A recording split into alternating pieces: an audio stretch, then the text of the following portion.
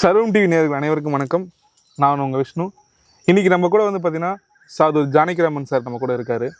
அவர்கிட்ட வள்ளலாரை பற்றி மற்றும் வள்ளலார் மிஷனை பற்றி பல சந்தேகங்களை கேள்விகளை கேட்டு தெரிஞ்சுப்போம்.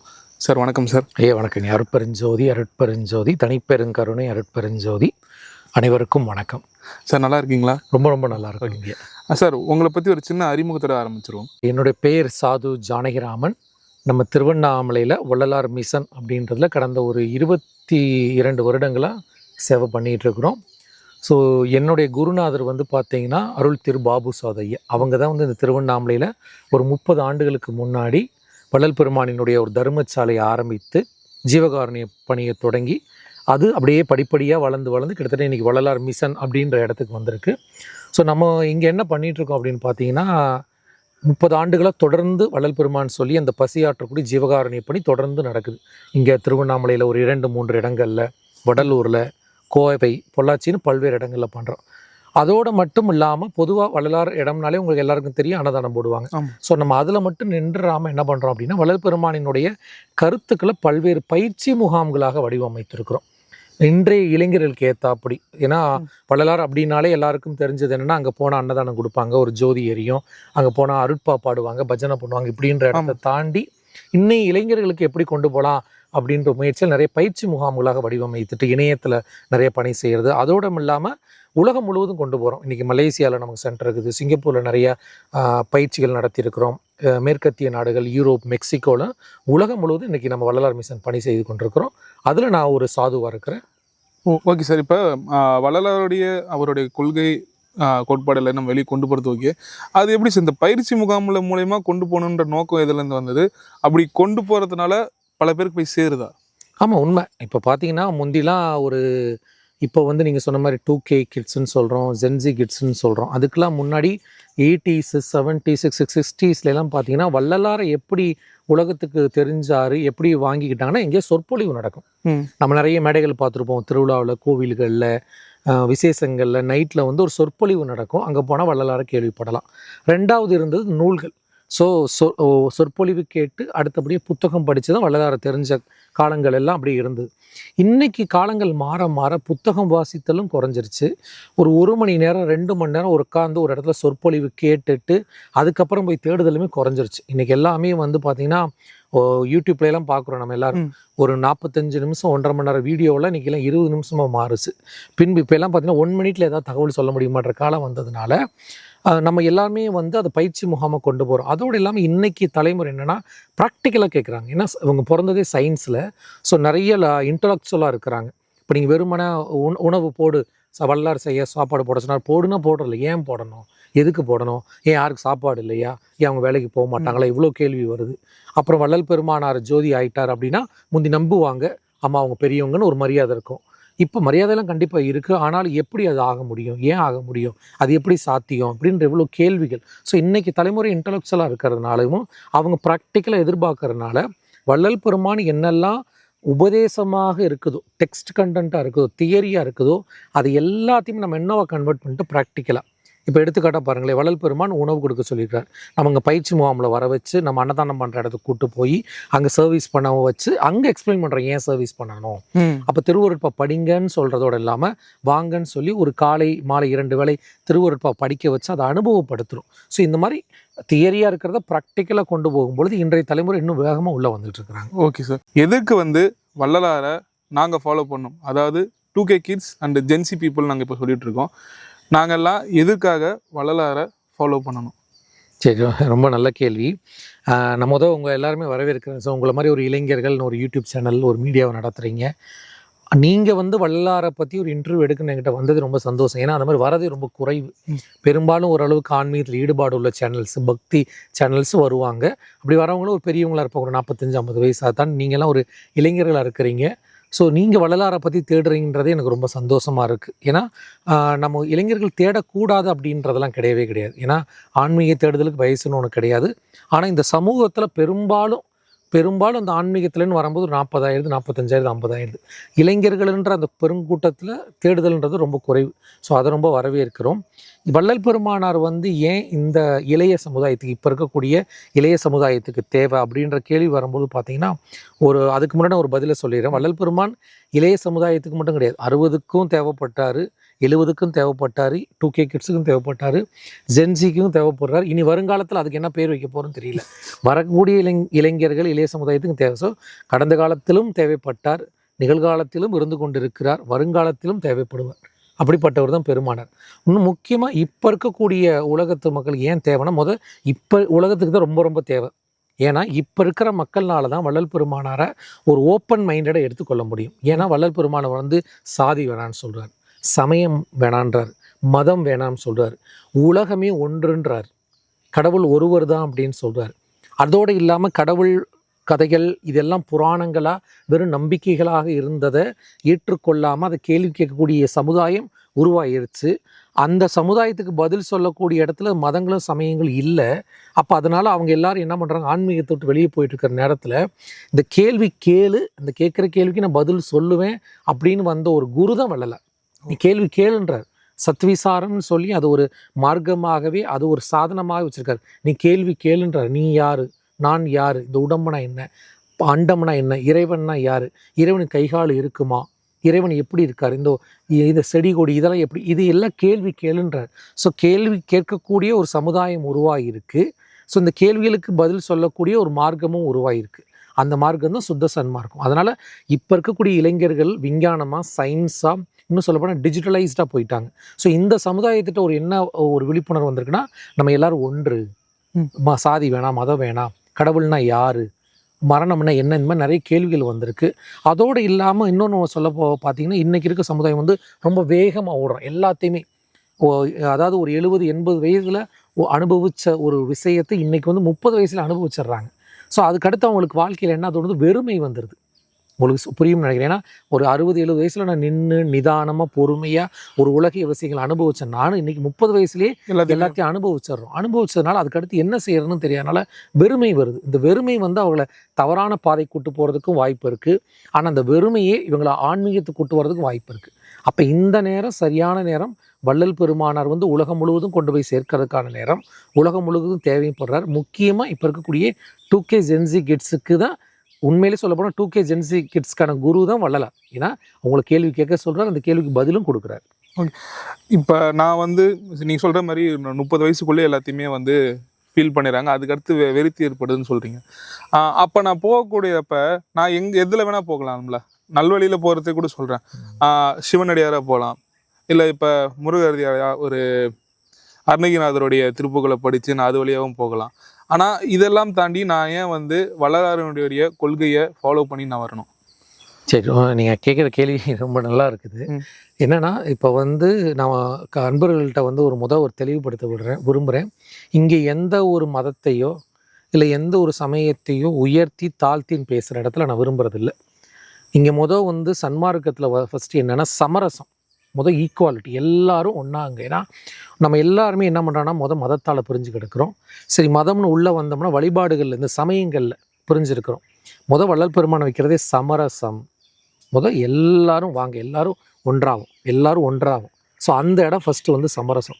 ஸோ அந்த விதத்தில் பேசும்பொழுது ஒருத்தருக்கு சைவ சமயத்தின் மீது ஈடுபாடு இருக்கலாம், வைணவத்தின் மீது ஈடுபாடு இருக்கலாம். அடுத்தபடியாக நீங்கள் சொன்ன மாதிரி அருணகிரிநாதர், நிறைய மகான்கள், குரு, அதை தாண்டி இன்றைக்கி மாடர்ன் ஸ்பிரிச்சுவாலிட்டி ஒன்று வந்துருச்சு இல்லைங்களா.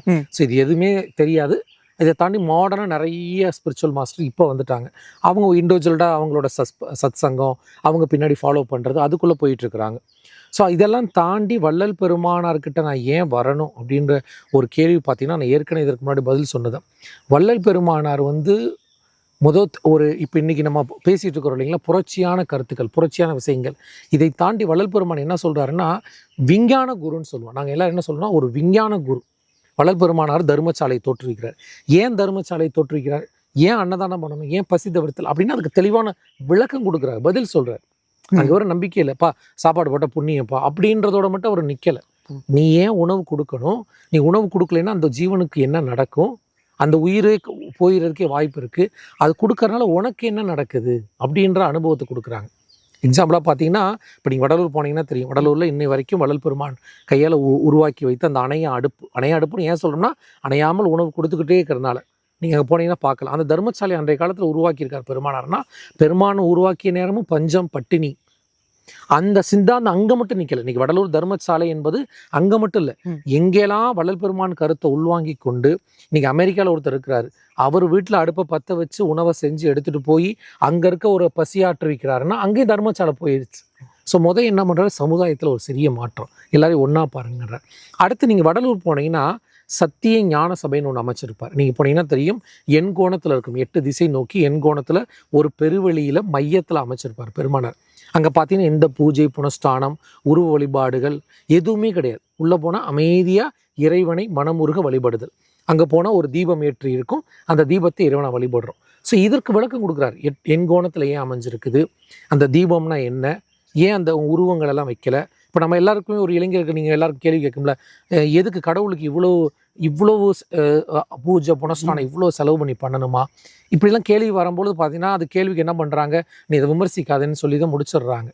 ஆமாம். ஆனால் இதுக்கு பெருமான் பதில் சொல்கிறார். பெருமான் என்ன பண்ணுறாரு, தீபம் ஏற்றி வைத்து உண்மை அன்போட வழிபாடு பண்ணு அப்படின்றார். அடுத்தபடியாக நீ இறைவனுக்கு எதாவது தரணும்னு நினைக்கிறியா, இப்போ நீங்கள் பால் தரணும்னு நினைக்கிறீங்க, தேன் தரணும்னு நினைக்கிறீங்க, பழம் தரணும்னு நினைக்கிறோம், தேங்காய் தரணும்னு நினைக்கிறோம் இல்லைங்களா. ஆனால் இப்போ இங்கே நம்ம என்ன பண்ணுறோம், கடவுள் முன்னாடி படைச்சு வழிபாடு பண்ணிட்டு நம்ம சாப்பிட்றோம்.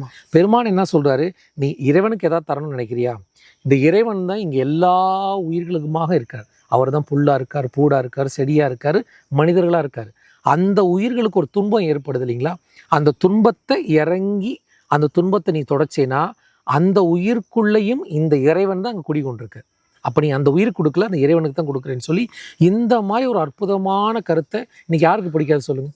ஓகே, கண்டிப்பாக எல்லாருக்குமே பிடிக்கும் இல்லைங்களா. அதான் இப்போ நீங்கள் சொல்கிற மாதிரி சொல்கிறோம். நீங்கள் சொல்கிறத வச்சு நான் ஒரு கேள்வி கேட்குறேன். நீங்கள் சொல்கிறீங்க இறைவனுக்கு படைக்கிறத மற்றவங்களுக்கு அன்னதானமாக கொடுங்க, அதிலே இறைவன் இருக்கான்னு நீங்கள் சொல்கிறீங்க.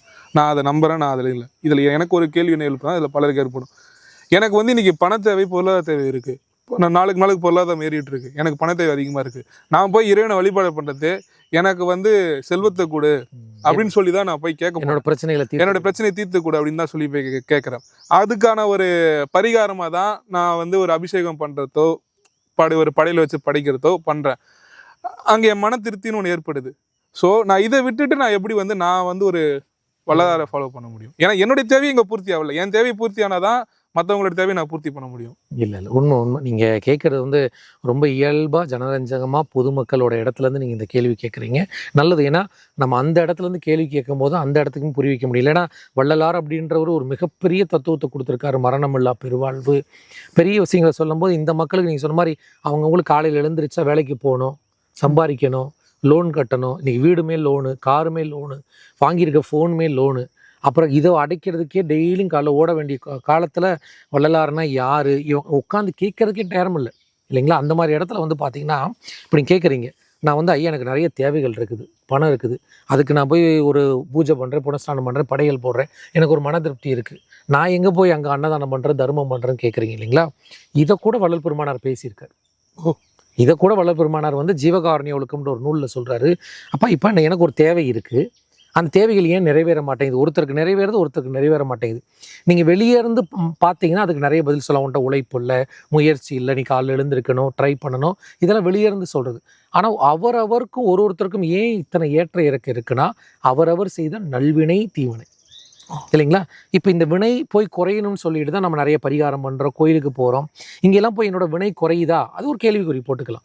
பெருமானார் என்ன சொல்கிறாரு, உனக்கு கல்வி அறிவு செல்வம் தேவைகள் இருக்குதா, உனக்கு சந்ததி விருத்தி இல்லையா, உனக்கு நல்ல வாழ்க்கை அமையணுமா, நோயற்ற வாழ்க்கை வாழணுமா, நீ உன்னோட செய்யக்கூடிய தொழிலில் விவசாயம் எல்லாம் நல்லா பெருகணுமா, பசித விருத்தலவே நீ என்ன பண்ண பரிகாரமாக செய். எப்படின்னா நீங்கள் ஒருத்தருக்கு இறங்கி அவருக்கு உணவு கொடுக்கும் பொழுது அவர் பசியாறி அவர் வாழ்த்துறார். அப்போ அந்த வாழ்த்துலையும் அந்த செய்யக்கூடிய புண்ணியத்திலையும் என்னுடைய தீவினைகள் கழியுது. நீங்கள் போய் பாருங்கள், எந்த கோயில் போனாலுமே நீங்கள் எல்லாம் பூஜை புனஸ்தானம் பண்ணிவிட்டு இன்றைக்கி ஜோதிடர்கள் என்ன பண்ணுறாங்க, ஒரு 2 பேருக்கு அன்னதானம் போட்டு வாப்பா, ஒரு 5 பேருக்கு அன்னதானம் போட்டுவான்னு சொல்லி வள்ளல் பெருமானோட அன்னதான கருத்து இங்கே கோயில்களுக்கு மறுபடியும் வந்துருச்சு. இப்போ ஏன்னா கடைசியில் என்ன பண்ணுது, அந்த அன்னதானத்தை போட்டுவோம். ஏன்னா அந்த அன்னதானம் செய்யும் பொழுது நம்ம வினைகள் கழியுது.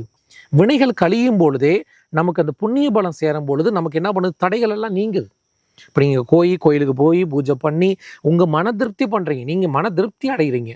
ஆனால் இங்கே ஒருத்தர் பசியோடு இருக்கும்போது உணவு கொடுக்கும்போது அவர் ஆன்மாவே திருப்தி அடையுது. நீங்கள் மன திருப்திக்கும் ஆன்மா திருப்திக்கும் எவ்வளோ வித்தியாசம் இருக்குது.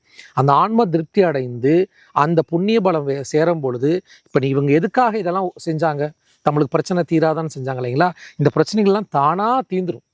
ஸோ இதுக்கு தான் வள்ளல் பெருமானாருமே வலியுறுத்துறார். இப்போ யார் ஒருவர் வந்து ஜீவகாருண்ய கொள்கை கடைபிடிச்சு புலால் மாமிசத்தை விட்டுட்டு அவர்களுக்கு அன்னதானத்துக்குள்ளே செய்ய ஆரம்பித்தா, சத்தியமாக சொல்கிறேன், இவங்க என்ன தேவைகளுக்காக இந்த பிரச்சனைகளுக்கு பரிகாரம் போகிறாங்களோ இதெல்லாம் தீரும். இது வள்ளல் பெருமானாரே தன் அருளிய நூலில் சொல்லியிருக்காங்க. சார், இன்னைக்கு இருக்கக்கூடிய யங்ஸ்டர்ஸுக்கு வள்ளலார் ஏன் தேவைன்னு நீங்கள் சொன்னீங்க. முதல்ல வள்ளலார்னா யார், எதற்காக நீங்கள் இந்த தீபம் ஏற்றி வச்சு ஜோதி வழிபாடு பண்ணுறீங்க? ரொம்ப நல்ல கேள்வி. ஆக்சுவலி வந்து வள்ளலார் அப்படின்றவர் வந்து பார்த்திங்கன்னா ஓரளவுக்கு ஆன்மீக நூல்கள் படிக்கிறவங்க, இல்லை ஆன்மீகத்தில் இன்ட்ரெஸ்ட் உள்ளவங்க, அவங்களுக்கு வள்ளலாரை பற்றி தெரியறதுக்கு வாய்ப்புகள் இருக்குது. மற்றபடி இப்போ நீங்கள் கேட்ட மாதிரி ஜென்சி, இந்த இளைஞர்கள் இப்போ வரக்கூடியவங்கெல்லாம் ஸ்கூலில் படிக்கும்போது 10ஆவதோ 12ஆவதோ படிக்கும்போது அங்கே இங்கே ஒரு இறை வணக்கத்தில் கேள்விப்பட்டிருப்பாங்க. இல்லை அவங்க எங்கேயாவது ஒரு அன்னதானம் சாப்பிடும்போது போய் பார்த்தீங்கன்னா வள்ளலார் இடத்துல அன்னதானம் சாப்பிட்ருப்பாங்க. இல்லை வள்ளலார் கோவில், இல்லைன்னா ஒருமையுடன் எனது திருமலர், இந்த அளவுக்கு தான் பெரும்பாலான ஜனத்துக்கு தெரிஞ்சிருக்கு.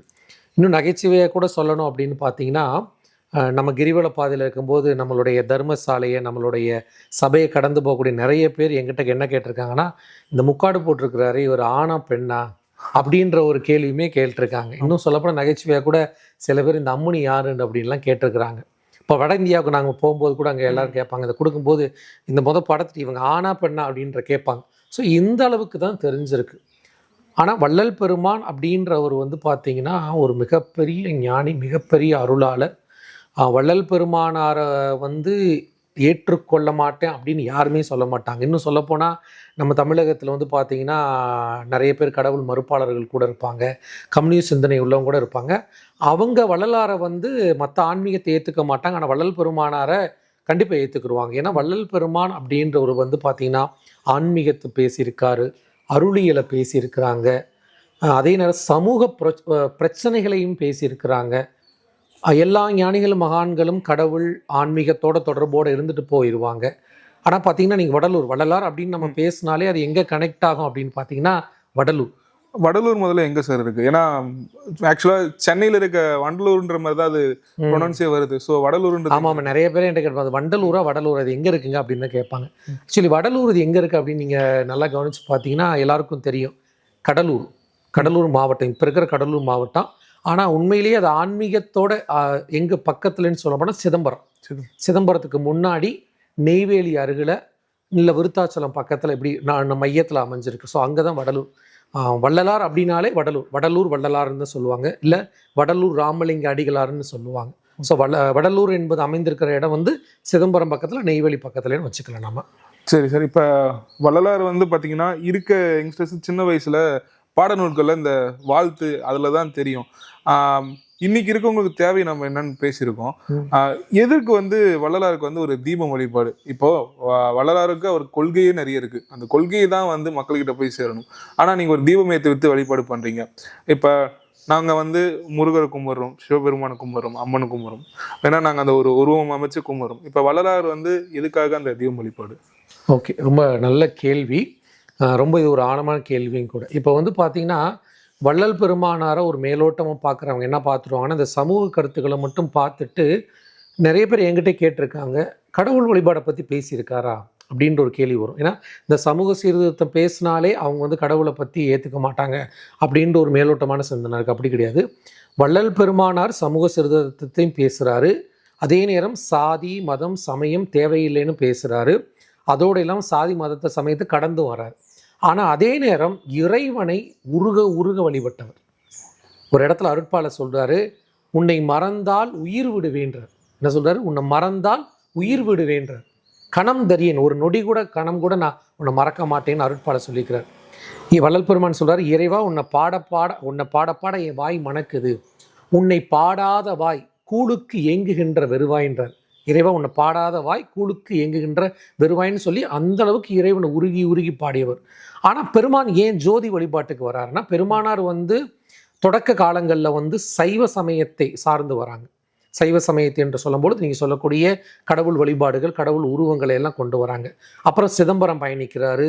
அதே நேரம் சென்னையில் இருக்கும்போது கந்தகோட்டத்தோட தொடர்பில் இருக்கிறாரு, திருவொற்றியூரோட தொடர்பில் இருக்காரு.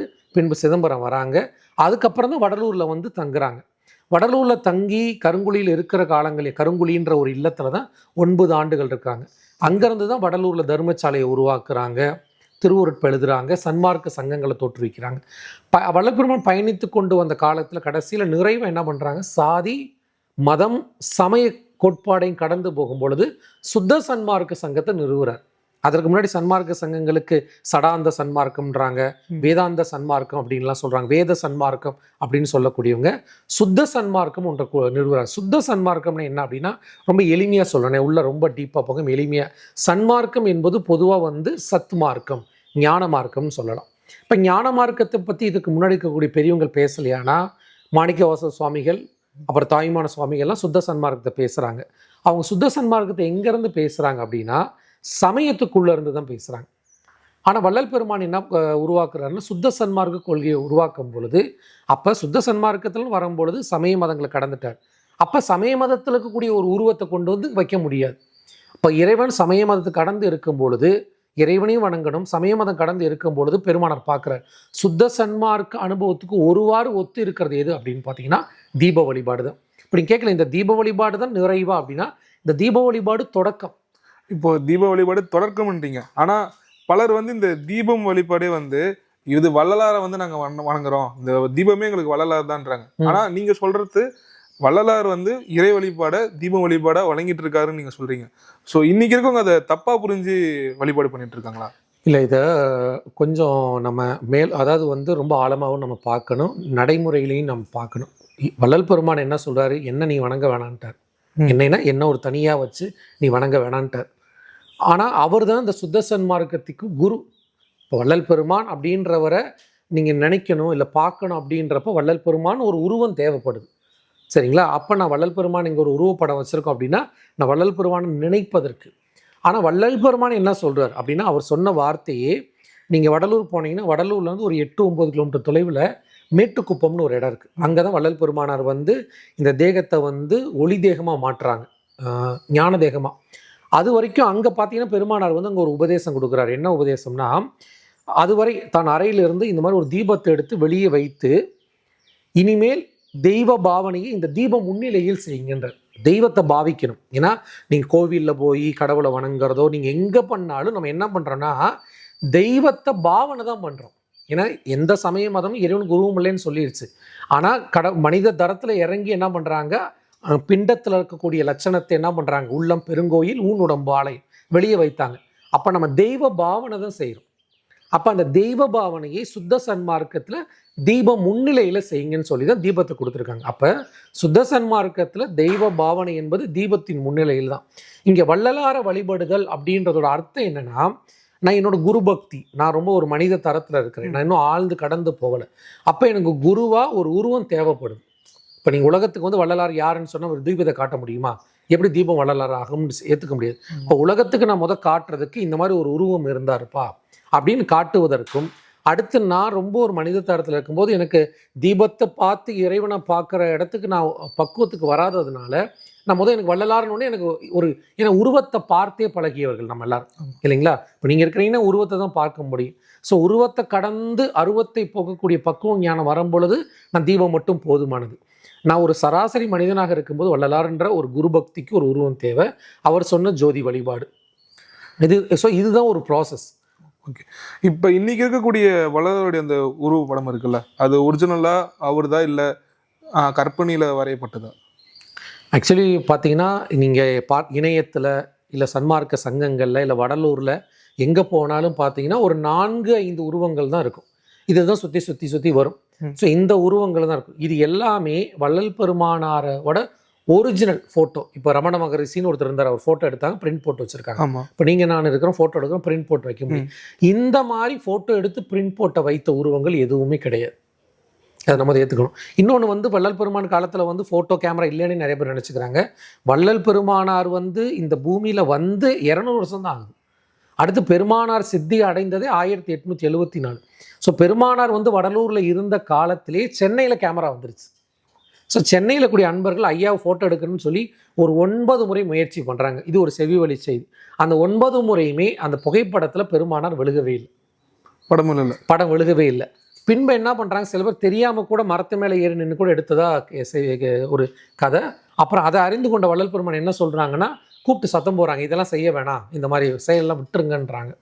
பின்பு என்ன பண்ணுறாங்க, பண்ருட்டியிலேருந்து இந்த குயவர்கள் சிலை செய்யக்கூடியவங்க, இன்னும் அந்த குடும்பங்கள் அந்த பாரம்பரியம் இருக்காங்க, அவங்க வந்து ஐயாவை பார்த்துட்டு, ஐயா வந்து என்னென்னா ஒரு முக்காடு போட்டு இருப்பார், ஒரு வெண்துகில் முக்காடு, அந்த மாதிரி ஒரு சிலையை செஞ்சு கொண்டு போய் பெருமானார்ட்ட கொடுக்குறாங்க.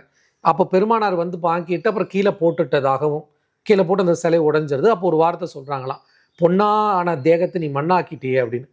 அதனால் வந்து பெருமானார் என்ன பண்ணுறாரு, அதை பெரும்பாலும் விரும்பலை, தன்னுடைய உருவத்தை வைத்தோ அதெல்லாம் பெருமான் விரும்பலை, நம்ம தான் அதெல்லாம் உருவாக்கிக்கிட்டோம். ஸோ இப்போ நீங்கள் பார்க்குறது எல்லாமே வரைந்தது. அதோடு இல்லாமல் இது எப்படி வரைஞ்சது அப்படின்னா, பெருமான் வந்து ஒல்லியாக இருப்பார், ஒரு நடுத்தரமான உயரம், அடுத்தபடி மாநிலம், இது எல்லாமே தொழுவூர் வேலாயுதனார் வேலாயுத முதலியார்னு பெருமானினுடைய அணுக்க தொண்டர் வந்து தியாசபிக்கல் சொசைட்டின்னு சென்னையில் இருக்குது, அங்கே ஒரு வாக்குமூலம் கொடுக்குறாங்க. ஸோ அதெல்லாம் ஒத்து சில பேர் வரைந்து கொண்டாங்க, சில பேர் வச்சுக்கிட்டாங்க. ஸோ இதுதான் தவிர எதுவுமே ஒரிஜினல் ஃபோட்டோன்னு கிடையாது. ஸோ இதுதான் உண்மை. அது ஓகே சார். வள்ளலாருடைய கொள்கையை ஃபாலோ பண்ணுறவங்க நாங்களும் பார்த்துருக்கோம். அண்ட் நாங்கள் அதில் போகணுன்னு முடிவு பண்ணாலுமே அவங்க சொல்கிறது என்னென்னா, நான்வெஜ்ஜஸை அவாய்ட் பண்ணுங்கன்றாங்க. அதில் அவங்கள ஃபாலோ பண்ணுறவங்களே சிலர் வந்து பார்த்திங்கன்னா பியூர் வெஜிடேரியன் இருக்காங்க, இன்னும் அதில் அட்வான்ஸாக போயிட்டு வீகன் சொல்கிறாங்க. ஸோ நான் ஃபஸ்ட்டு ஏன் வந்து நான்வெஜ்ஜை வந்து அவாய்ட் பண்ணும், ஏன்னா என்னோடய ஃபேமிலிஸில் என்னுடைய அப்பா, அவங்க அப்பா வழி வழியாக நான்வெஜ் சாப்பிட்டு வந்துட்டுருக்கோம். எங்களுடைய எப்படி சொல்கிறது, நாங்கள் பண்ணுற வழிபாடுலையுமே அதுக்கான ஒரு பங்கு இருக்குதுன்னு வச்சுக்கோங்களேன். ஸோ நீங்கள் அதை நான்வெஜ் அவாய்ட் பண்ணுங்கன்னு சொல்கிறீங்க, முதல்ல சரியா இல்லை, சரியான்ற கேள்வியோட பெருமான் அப்படின்னு உள்ள கொள்கை நீங்கள் உள்ளே போனீங்கனாலே எல்லாரும் பயந்துட்டு வெளியே நிற்கிறது காரணமே என்னென்னா, அந்த மாமிசம் தவிர்த்தல், புலால் மறுத்தல், வெஜிடேரியனாக இருக்கணும் அப்படின்றதுனாலே நிறைய பேர் உண்மையிலேயே சொல்லப்போனால் வள்ளல் பெருமானாரை எல்லாருக்கும் பிடிக்குதுங்க. வள்ளல் பெருமானை யாருக்கு பிடிக்காமலாம் இல்லை, எல்லாம் பிடிக்குது. என்கிட்ட சில பேர் சொன்னாங்க, அவர் எல்லாமே சரியாக சொல்லியிருக்காருங்க, ஆனால் அந்த மாமிசம் சாப்பிட வேணாம்னு சொல்கிறாரு, அது மட்டும் இல்லாமல் தான் நான் கூட்டமே வந்திருக்கோம் அப்படின்லாம் சொல்கிறது உண்டு. இது மேலோட்டமாக உலகியலாக பார்க்கும்போது அது கேட்குறதுக்கு ஏதோ நல்லா இருக்கிற மாதிரி தெரியும். இங்கே ஒன்றும் கூட்டம் சேர்க்கறதுக்கெலாம் வள்ளல் பெருமான் வரல, அது தெளிவுபடுத்திக்கிறேன், நிறைய பேருக்கு சொல்கிற உண்டு. ஆனால் அதே நேரம் வந்து சமுதாயத்தையும் உலகத்தையும் மாற்றணும்னு விரும்புகிறார். இப்போ நம்ம நான்வெஜ் வெஜிடேரியன் அப்படின்னு ஒரு வார்த்தையை பயன்படுத்துகிறோம். தமிழில் சொல்ல போனால் இப்போ தமிழ்நாடு முழுவதும் ஹோட்டலில் பாருங்கள், சைவம் இல்லை அசைவம், இல்லை சைவம் அண்ட் அசைவம்னு போட்டுக்கிறாங்க. இந்த வார்த்தையில் எங்கேருந்து வந்தது அப்படின்னா, சைவ அசைவம்ன்றது வந்து வார்த்தை வந்து நம்ம பழக்கத்தில் வந்தது. ஆனால் உண்மையிலேயே நான் வெஜிடேரியனாக இருக்கிறேன் அப்படின்னா அதோட வார்த்தை எது சரியான வார்த்தைனா, கொல்லாமை புலால் உண்ணாமை. ஒரு உயிரை என்னை கொல்லக்கூடாது, அந்த கொன்ற பின்னாடி அந்த உயிரையோ இல்லை கொன்ற வேற யாரோ ஒருத்தர் கொன்ற புலாலே உண்ணக்கூடாது. இதை திருவள்ளுவரும் சொல்லியிருக்காரு.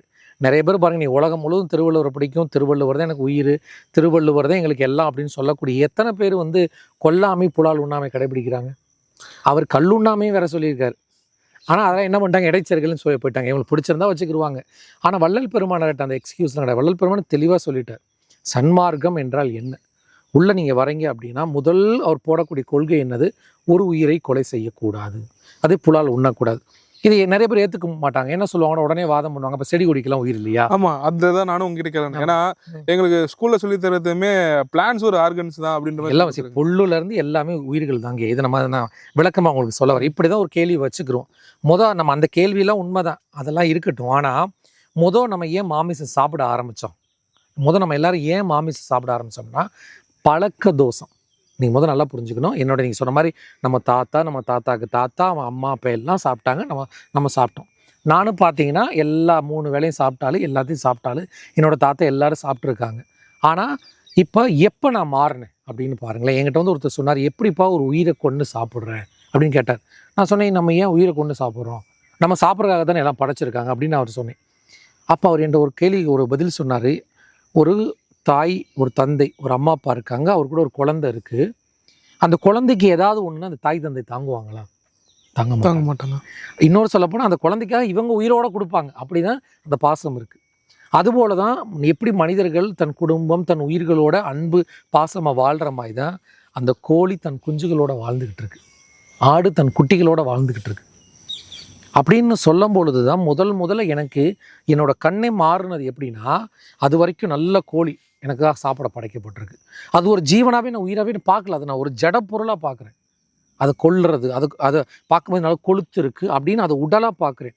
நான் உடலாக பார்த்த என்ன அந்த உடலுக்குள்ளேயும் ஒரு உயிராக இருக்குன்னு பார்க்க வைத்த முதல் கண்ணு திறந்தப்போ தான் எனக்கு அந்த கருணையே வந்து. அப்போ நான் என்ன பண்ணேன், ஐயோ வேணாம் அப்படின்னு விட்டோம். அப்போ நம்ம எல்லாருமே இங்கே எப்படின்னா, அப்போ சைவ அசைவம்னா அதை ஒரு மதத்துக்குள்ளே கொண்டு போயிடும். இந்த சமுதாயம் எல்லாம் சைவமாக இருப்பாங்க, இவங்கெல்லாம் அசைவம் சாப்பிடுவாங்க, இல்லைன்னா ஒரு மதத்துக்குள்ளே கொண்டு போகிறோம். இந்த இடத்துல மதம் சமயம் இது வரைக்கும் எழுதின நூல்கள் எல்லாத்தையும் ஓர எடுத்து வச்சுருவோம். பெருமான் பேசுவதே உலக உயிர்களுக்காக பேசுகிறார், மனிதனுக்கு மட்டும் பேசலை. இன்றைக்கி எல்லாருமே என்ன பண்ணுறோம், சாதி மதம் பார்க்க வேணான்றீங்க, மனித நேயத்துக்கு தடையாக இருக்குன்றோம். இங்கே மனித நேயத்தை பற்றி ஒருத்தர் மைக்கில் பேசுகிறார், என்ன பண்ணுறாரு, எல்லா உயிர்களும் ஒன்று, எல்லாருக்கும் அன்பு காட்டணும் பேசிட்டு அவர் மதியம் போய் சிக்கன் பிரியாணி சாப்பிட்றாரு இல்லையா? ஏன் அந்த கோழிகிட்ட அன்பு காட்டல அப்படின்னா, அவங்க அந்த கோழியை ஒரு உயிரால பார்க்கல. அப்போ வள்ளல் பெருமான் சொல்லுவது என்பது என்னது, ஆன்மநேயம். இப்போ நம்ம எல்லாரும் புலால் மரத்துலேருந்து எப்போ வருவோம் அப்படின்னா, நம்ம எல்லாரும் இந்த பார்வையை பார்க்கணும்.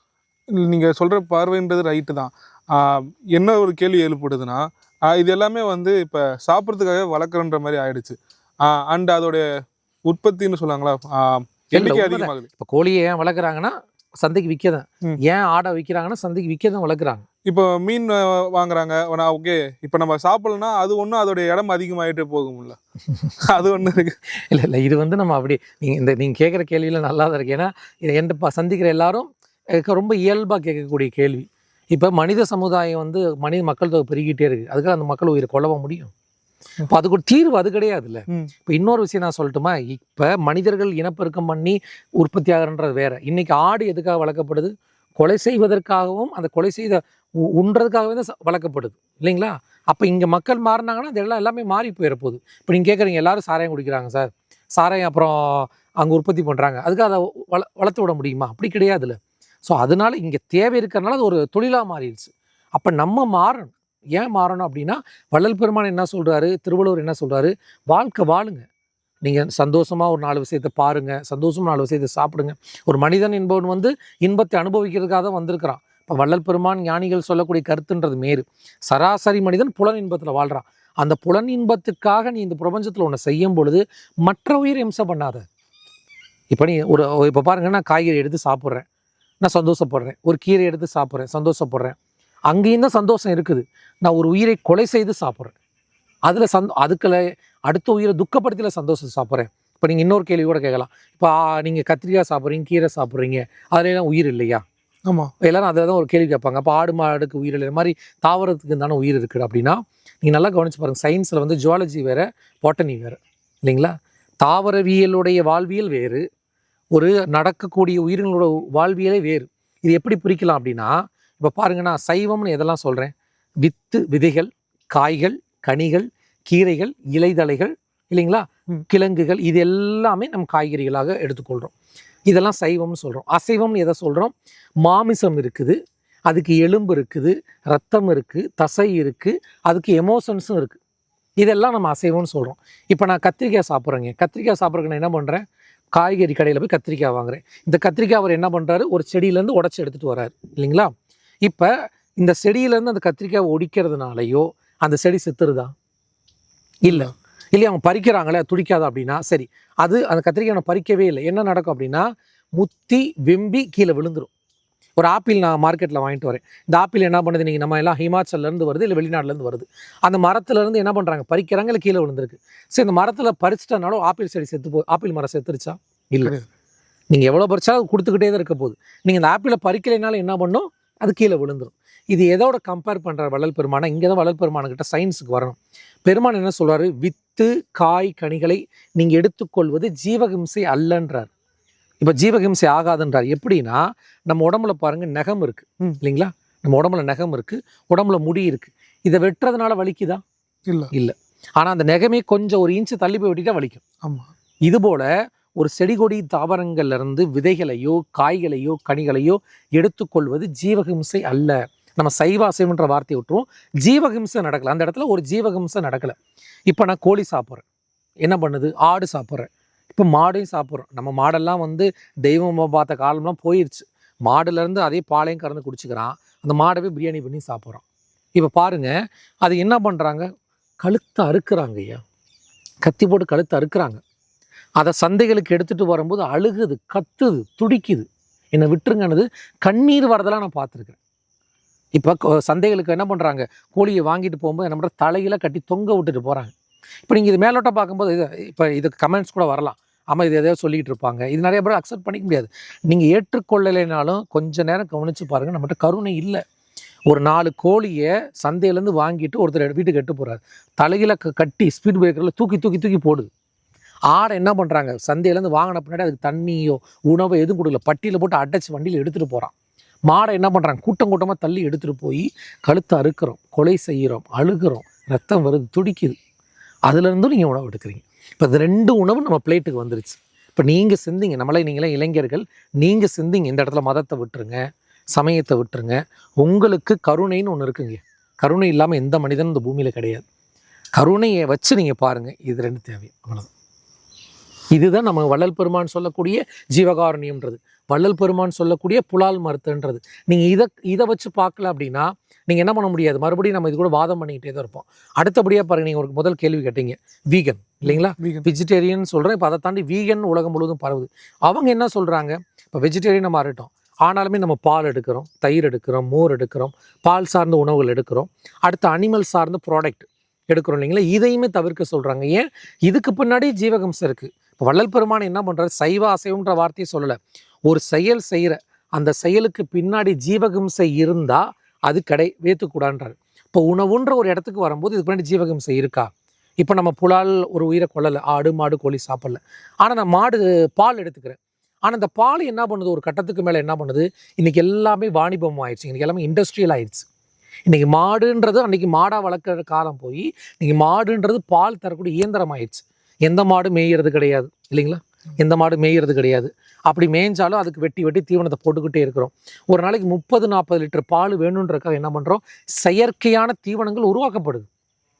அதாவது மேய்ஞ்சது போய் ஆடு மாடு மேய்ஞ்சது, அது பால் கறந்து குடித்தாங்க, அது குட்டி கொடுத்துட்டு எடுத்தாங்க. அது அன்றைய காலம்.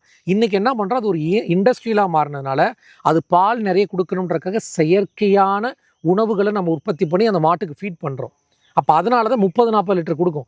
நம்ம ஊர் காங்கேய நாட்டு மாடு எவ்வளோ கொடுக்கும் சொல்லுங்கள், 1.5 லிட்டர் இல்லை 3/4 லிட்டர் கொடுக்கும். அப்புறம் கண்ணுக்குட்டிக்கு வேறு நீங்கள் கொடுக்கணும், கண்ணுக்குட்டியும் குடிச்சிச்சுன்னா 1 டம்ளர் கிடைக்கும் சரிங்களா. இப்போ 30-40 லிட்டர் பாலுக்காக நான் என்ன பண்ணுறேன், கண்ணுக்குட்டி குடிக்கிறதுக்கு முன்னாடி கண்ணுக்குட்டியை உருவுறோம். கன்றுக்கு பால் விட்டாது கட்டி வைத்தேனுன்னு சொல்கிறாங்க இல்லையா, அது நடக்குது. அப்புறம் அந்த பால் கொண்டு போய் இண்டஸ்ட்ரியில் இது மாதிரி நிறைய ரசாயனம் மாட்டுறாங்க. அதனால தான் அந்த பால்லேருந்து வீகனாக வந்துடுறாங்க. அடுத்து நான் பாலையும் விட்டுட்டேன், இப்போ நான் ஒரு சின்ன பேக் பயன்படுத்துகிறேன், அந்த ஒரு தோல் பை பயன்படுத்துகிறேன். அது எங்கேருந்து வருது, மாடையோ ஒரு உயிரை கொன்று அந்த தோலை பதனப்படுறாங்க. அப்போ நான் அழகுக்காக பயன்படுத்தக்கூடியதில் அங்கே பின்னாடி ஒரு ஜீவகம்சம் இருக்குது இல்லைங்களா. ஸோ இந்த விதத்தில் மாறக்கூடியதான் நனி சைவம் சொல்லக்கூடிய வீகன். ஸோ பெருமான் சொல்வது சைவ அசைவம் கிடையாது, கொல்லாமை, புலால் உண்ணாமை, ஜீவகாருண்யம். இந்த வகையில் நீங்கள் சாப்பிடக்கூடிய உணவில் ஜீவகாருண்யம் இருக்கான்னு யோசிங்கன்னு தான் பெருமான் சொல்கிறார். சார், மாடுகளுக்கு வைக்கக்கூடிய தீவனம் எல்லாமே செயற்கையாக மாறிடுச்சு, இயற்கை தீவனம் இல்லைன்றீங்க. இப்போ நீங்கள் நம்ம சாப்பிடக்கூடிய வெஜிடேரியன்ஸ் ஆகட்டும், காய்கறி ஆகட்டும், பழங்கள் ஆகட்டும், எல்லாமே உரங்கள் அதுக்கு தானே யூஸ் பண்ணுறோம். அப்போ நீங்கள் சொல்கிற போல் பார்த்தா அதுவுமே தானே சாப்பிடக்கூடாது? இல்லை, நீங்கள் ஃபைனலாக அந்த இடத்துக்கு நம்ம வந்தோம்னா எதையுமே சாப்பிட முடியாது. அதுதான் உண்மை. நீங்கள் சேர்க்குற கேள்வி நியாயமாக நடைமுறையில் பார்க்க போனீங்கன்னா எல்லாமே ரசாயனமயமாக ஆயிடுச்சு. அந்த வகையில் நீங்கள் மாடு தீவனத்துலேருந்து பால்லேருந்து எல்லாம் ரசாயனமாக மாறிடுச்சு. ஆனால் இது ஒரு ப்ராசஸ். இப்போ பார்த்தீங்கன்னா நான் இதுக்கு முன்னாடி வரைக்கும் எல்லாத்தையும் சாப்பிட்டுட்டு இருந்தேன். நான் மாமிசத்தை மறுக்கிறேன். அதுக்கு அடுத்த ஸ்டேஜுக்கு நான் வரும்பொழுது நான் சொல்லக்கூடிய வீகன், இந்த நனி சைவத்துக்கு வெஜிடேரியனுக்கு வரோம். அடுத்து வெஜிடேரியன்லேயுமே நான் இன்னும் டீப்பாக போனேன். இப்போ நீங்கள் பார்த்தீங்கன்னா வெஜிடேரியன்லேயுமே நிறைய பேர் பார்த்தீங்கன்னா சாத்விக் வெஜிடேரியன் ஒன்று இருக்குது. சாத்விக் வெஜிடேரியனில் பார்த்தீங்கன்னா ரூட்ஸு கீழே எதுவும் சாப்பிட மாட்டாங்க. இப்போ நம்ம திருவண்ணாமலையில் கூட பாருங்கள், ஜெயின் கம்யூனிட்டி இருக்காங்க இல்லைங்களா, அவங்க என்ன பண்ணுவாங்கன்னா அந்த பூமி கீழே விளையிறதே சாப்பிடக்கூடாது. பூண்டு வெங்காயம் எனி ரூட்ஸ், கலங்க வகைகள். ஏன் அப்படின்னா அது 2 சொல்கிறாங்க. ஒன்று நீங்கள் முளையோட புடுங்குறீங்க, அங்கேயுமே ஜீவகம்சம் நடக்குதுன்னு சொல்கிறாங்க. 2வது அந்த காய்கறிகள் மேலே வெளிச்சம் படுறதில்ல, சூரிய வெளிச்சம் இல்லைனால. ஸோ அந்த அந்த ப்ராசஸ்ன்றது பெரிய ப்ராசஸ். இப்போ வள்ளல் பெருமானாரெல்லாம் அந்த இடத்துக்கு போகும்போது அவர் இன்னும் நம்மளை மாதிரி இப்போ சைவம் ஆயிட்டேன்னு சொல்லிட்டு காய்கறி, சாம்பார், ரசம், மோர் சாப்பிட்டுட்டு இருந்தார். ஆனால் அவரெல்லாம் கிடையாது. அதையும் விட்டு கடந்து உள் அமுதம், அமுதம்னு சொல்கிறாங்க. இப்போ சித்தர்கள் நெற்றிக்கண் திறந்து புருவ மத்தியிலேருந்து அமுதம் சுரக்கும்ன்ற சப்ஜெக்ட் எல்லாம் நம்ம ஆன்மீகத்தில் பேசுகிறோம். குண்டலினி மேல் எழும்பி புருவ மத்தி திறந்து. அப்போ அவங்க என்ன சொல்கிறாங்கன்னா இந்த உணவையும் நம்ம ஒரு காலத்தில் விட்டு தான் ஆகணும். ஆனால் இது ஒரு ப்ராசஸ். நான் என்ன சொல்கிறேன்னா படிப்படிப்படியாக வாங்க. இப்படி கேட்குறீங்க காய்கறி எல்லாம் எல்லாமே ரசாயனமாக மாறிடுச்சு. அப்போ நம்ம என்ன பண்ணணும்? பொறுமையாக அவரவர்கள் சூழலை உருவாக்கி ஆர்கானிக்கை நோக்கி தான் போகணும். நீங்கள் கண்டிப்பாக ஆர்கானிக்கு இயற்கையாக எந்த ஒரு உயிரையும் கொல்லாமல் அறவழியில் இருக்கக்கூடிய அந்த உணவை நோக்கி போகணும். ஆனால் அதை விட்டு நம்ம ரொம்ப ஆண்டுகளாக 1000 ஆண்டுகளாக அதை விட்டு எல்லாம் விலகி போயிட்டோம். எப்படி ஆன்மீகத்திலேருந்து வாழ்வியல்லேருந்து மனிதன் சுயநலமாக எல்லாத்தையும் விட்டு வெளியே போயிட்டாங்களோ இப்போ டேர்ன் பண்ணி திரும்புகிறோம். அதுக்கு சன்மார்க்கம் என்பது ஒரு மிக ஒரு படி. நான்வெஜ்ஜஸ் வந்து அவாய்ட் பண்ணுறதுக்கு நீங்கள் ஒரு ரீசன் சொன்னீங்க. நான் இது போல் நிறைய பேர்கிட்ட கேட்டிருக்கிறதுக்கு அவங்க என்ன சொல்கிறாங்கன்னா, அந்த நான்வெஜ் சாப்பிட்றப்போ அந்த மூர்க்கத்தன்மை ஒன்று ஏற்படும், அதாவது மிருகத்தன்மை மாதிரி ஒன்று ஏற்படுன்றாங்க. அது உண்மையில் அது போல் வந்து பாடி ரியாக்ட் ஆகுமா? இல்லை, கண்டிப்பாக வந்து நம்மளுடைய ஆன்மீக நூல்கள், பல நூல்கள், எல்லா நூல்களுமே அதை ஒத்துக்குது. என்னென்னா அன்னம்போல் எண்ணம், அன்னம்போல் பிராணன்னு சொல்லுவாங்க. நான் வாட் வி ஈட், நம்ம எதை சாப்பிட்றோமோ அப்படி தான் இருப்போம். இன்றைக்கி கட் ஹெல்த் அப்படின்னு ஒன்று பேசுகிறாங்க. அந்த கட் ஹெல்த்தில் வந்து வெஜிடேரியன் நான்வெஜ்லாம் மிக்ஸ் பண்ணி தான் பேசுகிறாங்க. அவர்களே என்ன சொல்கிறாங்கன்னா, இங்கே நீ என்ன கொடுக்குறையோ அதை பொறுத்து உன்னோட தாட்ஸ் இருக்குன்றத சயின்ஸ் இன்றைக்கி வந்துருச்சு. இதை தான் நம்ம அன்றைக்கி என்ன சொன்னாங்க, அன்னம்போல் எண்ணம், அன்னம்போல் பிராணன்னு சொன்னாங்க. இப்போ நம்ம அசைவ உணவை எல்லாமே என்ன சொல்கிறோம்னா தாமசிக் ஆகாரம் சொல்கிறோம். தாமசிக் ஆகாரம் என்பது என்னது? கோபம், விருப்பு வெறுப்பு, எமோஷனல் அன்பேலன்ஸாக போகிறது. ஸோ நம்ம இப்போ நீங்கள் நல்லா புரிஞ்சுங்களே, நீங்கள் காய்கறியை வந்து அதில் வந்து அன்பிளக் பண்ணுறோம், எடுக்கிறோம், மறுபடியும் அது கொடுத்துக்கிட்டே தான் இருக்குது. ஆனால் ஆடு மாடு கோழி இதுக்கெல்லாம் அப்படி கிடையாது. அது வலுக்கட்டாயை பிடிச்சி இழுத்துட்டு வரோம். ஏற்கனவே நான் முன்னாடி சொன்ன மாதிரி இதை பற்றி ரொம்ப நான் பேச விரும்பலை, ஏன்னா அதில் ஒரு ஜீவகாரணியம் இல்லாமல் இருக்குது. ஆனால் மக்களுக்கு புரியணுன்றதுக்காக நம்ம அதை சொல்கிறோம். வலுக்கட்டாயை படுத்தி இழுத்துட்டு வரோம், நம்ம அதை கொலை செய்கிறோம், அது கத்துது இல்லைங்களா? எந்த ஒரு ஜீவனாவது தன்னை கொலை செய்யும் போது அது சந்தோஷப்படுமா? இல்லை, கண்டிப்பாக. இப்போ நான் இருக்கிறேன், என்ன ஒருத்தர் கொலை செய்ய போகிறாருன்னா என் சொத்து பத்தெல்லாம் கூட கொடுத்துறேன், என்னை விட்டுருன்னு தான் சொல்லுவோம். அப்போ அந்த செயலை செய்யும் பொழுது அந்த பயம், அந்த கர்மா, அந்த கவலை, அந்த துக்கம், வேதனையெல்லாம் அந்த மாம்சத்தில் போய் பதியுது. அப்போ அதை நம்ம எடுக்கும் பொழுது அந்த நெகட்டிவிட்டி, அந்த கர்மா எல்லாம் நம்ம உடம்புக்குள்ளேயும் போய் சேருது. இது வந்து சயின்ஸே ஏற்றுக்க முடியும், இதை யாருனாலையும் மறுக்க முடியாது. நான்வெஜ்ஜில் இருந்து வெஜிடேரியன் மாறவங்களுக்கு பல கேள்விகள் என்னென்னா ப்ரோட்டீன். ஏன்னா ஒரு டாக்டர்கிட்ட போனாலும் உங்களுக்கு ப்ரோட்டீன் கம்மியாக இருக்குது, ஒரு டெய்லி ஒரு 2 முட்டை எடுத்துக்கோங்க அப்படின்றாங்க.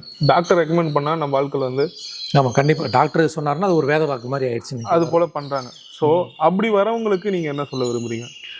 சரி, இப்போ நம்ம வந்து மருத்துவர்கள் யாரையும் குறை சொல்ல தேவையில்லை. அவர்களே எல்லா துறையிலையுமே அவங்கவுங்க படிச்சுட்டு வந்து அவங்க சொல்கிறாங்க. ஸோ எல்லாமே ஒரு இன்ஃபர்மேஷன் வச்சுங்களேன், அவங்க படித்த நூலிலேருந்து ஒரு இன்ஃபர்மேஷன்ஸை சொல்கிறாங்க. ஸோ இன்றைய மாடர்ன் உலகம் என்ன சொல்லுது அப்படின்னா, அந்த படித்ததில் பிரகாரம் ப்ரோட்டீன் இம்பார்ட்டன்ட், ப்ரோட்டீன் வேணுன்றாங்க. கண்டிப்பாக புரதச்சத்தை வந்து நம்மளுமே ஏற்றுக்கிறோம். வர சராசரி உலகியல் வாழ்க்கையில் வாழும் பொழுது சைவ உணவுலையுமே நிறைய புரதச்சத்துக்கள் இருக்குது. எப்படின்னு பார்த்தீங்கன்னா, நான் ஏற்கனவே சொன்ன மாதிரி நம்ம சாப்பிடக்கூடிய துவரம் பருப்பு, சாம்பாரில் பயன்படுத்தக்கூடிய துவரம் பருப்பு, அடுத்து நம்ம பயன்படுத்தக்கூடிய எல்லா பருப்பு வகைகளும், இப்போ கருப்பு சொண்டக்கடலை, கொண்டக்கடலைன்னு சொல்கிறோம் இல்லைங்களா, வெள்ளை கொண்டக்கடலை, நீங்கள் எல்லா பருப்பும் எடுத்துக்கலாம். ஆனால் அந்த பருப்பை நம்ம சரியாக பயன்படுத்துறதில்ல. இப்போ அந்த பருப்பை பயன்படுத்தும் போது உங்களுக்கே ஒரு கேள்வி வரும், என்னென்னா வாயு, அது எப்படி பயன்படுத்துன்றாங்க. ஸோ நம்ம என்ன பண்ணணும்னா, ஒரு 6 மணி நேரம் 7 மணி நேரம் நீங்கள் எந்த ஒரு பருப்பாக இருந்தாலும் நல்லா ஊற வைக்கணும். இப்போ எடுத்துக்காட்ட நீங்கள் சாம்பாரில் துவரம் பருப்பை பயன்படுத்துகிறீங்க, அந்த பயிரை ஊற போடுங்க. நல்லா அந்த பயிரை ஊற போட்டு வேகும் பொழுது கொஞ்சம் விளக்கெண்ணெய் 1 ஸ்பூன் சேர்த்துட்டிங்கன்னா அதுக்கு தோசை நீங்கிடும். அதுபோல் மற்ற எல்லா பயிர்களையுமே நீங்கள் நல்லா ஊற வச்சு அது வேகும்போது லேசாக விளக்கெண்ணெய் போட்டுட்டிங்கன்னா அதில் இருக்கிற வாயு நீங்கி உங்களுக்கு தேவையான அனைத்து புரதச்சத்துக்களும் அதிலேயே உண்டு. ஸோ பிளான்ட் பேஸ்டு ப்ரோட்டீன்றது நீங்கள் வந்துருச்சு. அதனால் நீங்கள் ஒன்றும் கவலைப்பட தேவையே கிடையாது.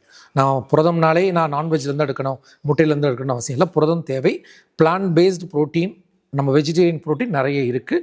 கொஞ்சம் நம்ம தேடணும்னா அதுக்கான தகவல்கள் இன்றைக்கி கிடைக்கும். சரி சார், உணவு சார்ந்த மருத்துவம், உணவு சார்ந்த உடல்நலம், இதை பற்றி வள்ளலார் வந்து எங்கேயாவது குறிப்பிட்டிருக்காரா? இல்லை, கண்டிப்பாக நம்ம இதை பேசணும். ஏன்னா வள்ளல் பெருமானாரை பற்றி பெரும்பாலும் நம்ம எல்லாருமே ஒரு 5-6 விஷயத்தை வச்சு அதுக்குள்ளே நிறுத்திடுறோம். வள்ளல் பெருமான் அன்னதானம் பண்ணார், அது எல்லாருக்கும் தெரியும். வள்ளல் பெருமான் அப்படின்னாருன்னா அருப்பெருஞ்சோதி தனிப்பெருங்கருணை, அங்கே ஜோதி காட்டுவாங்க அப்படின்னு அதுக்குள்ளே நம்ம நிறுத்திட்டோம்.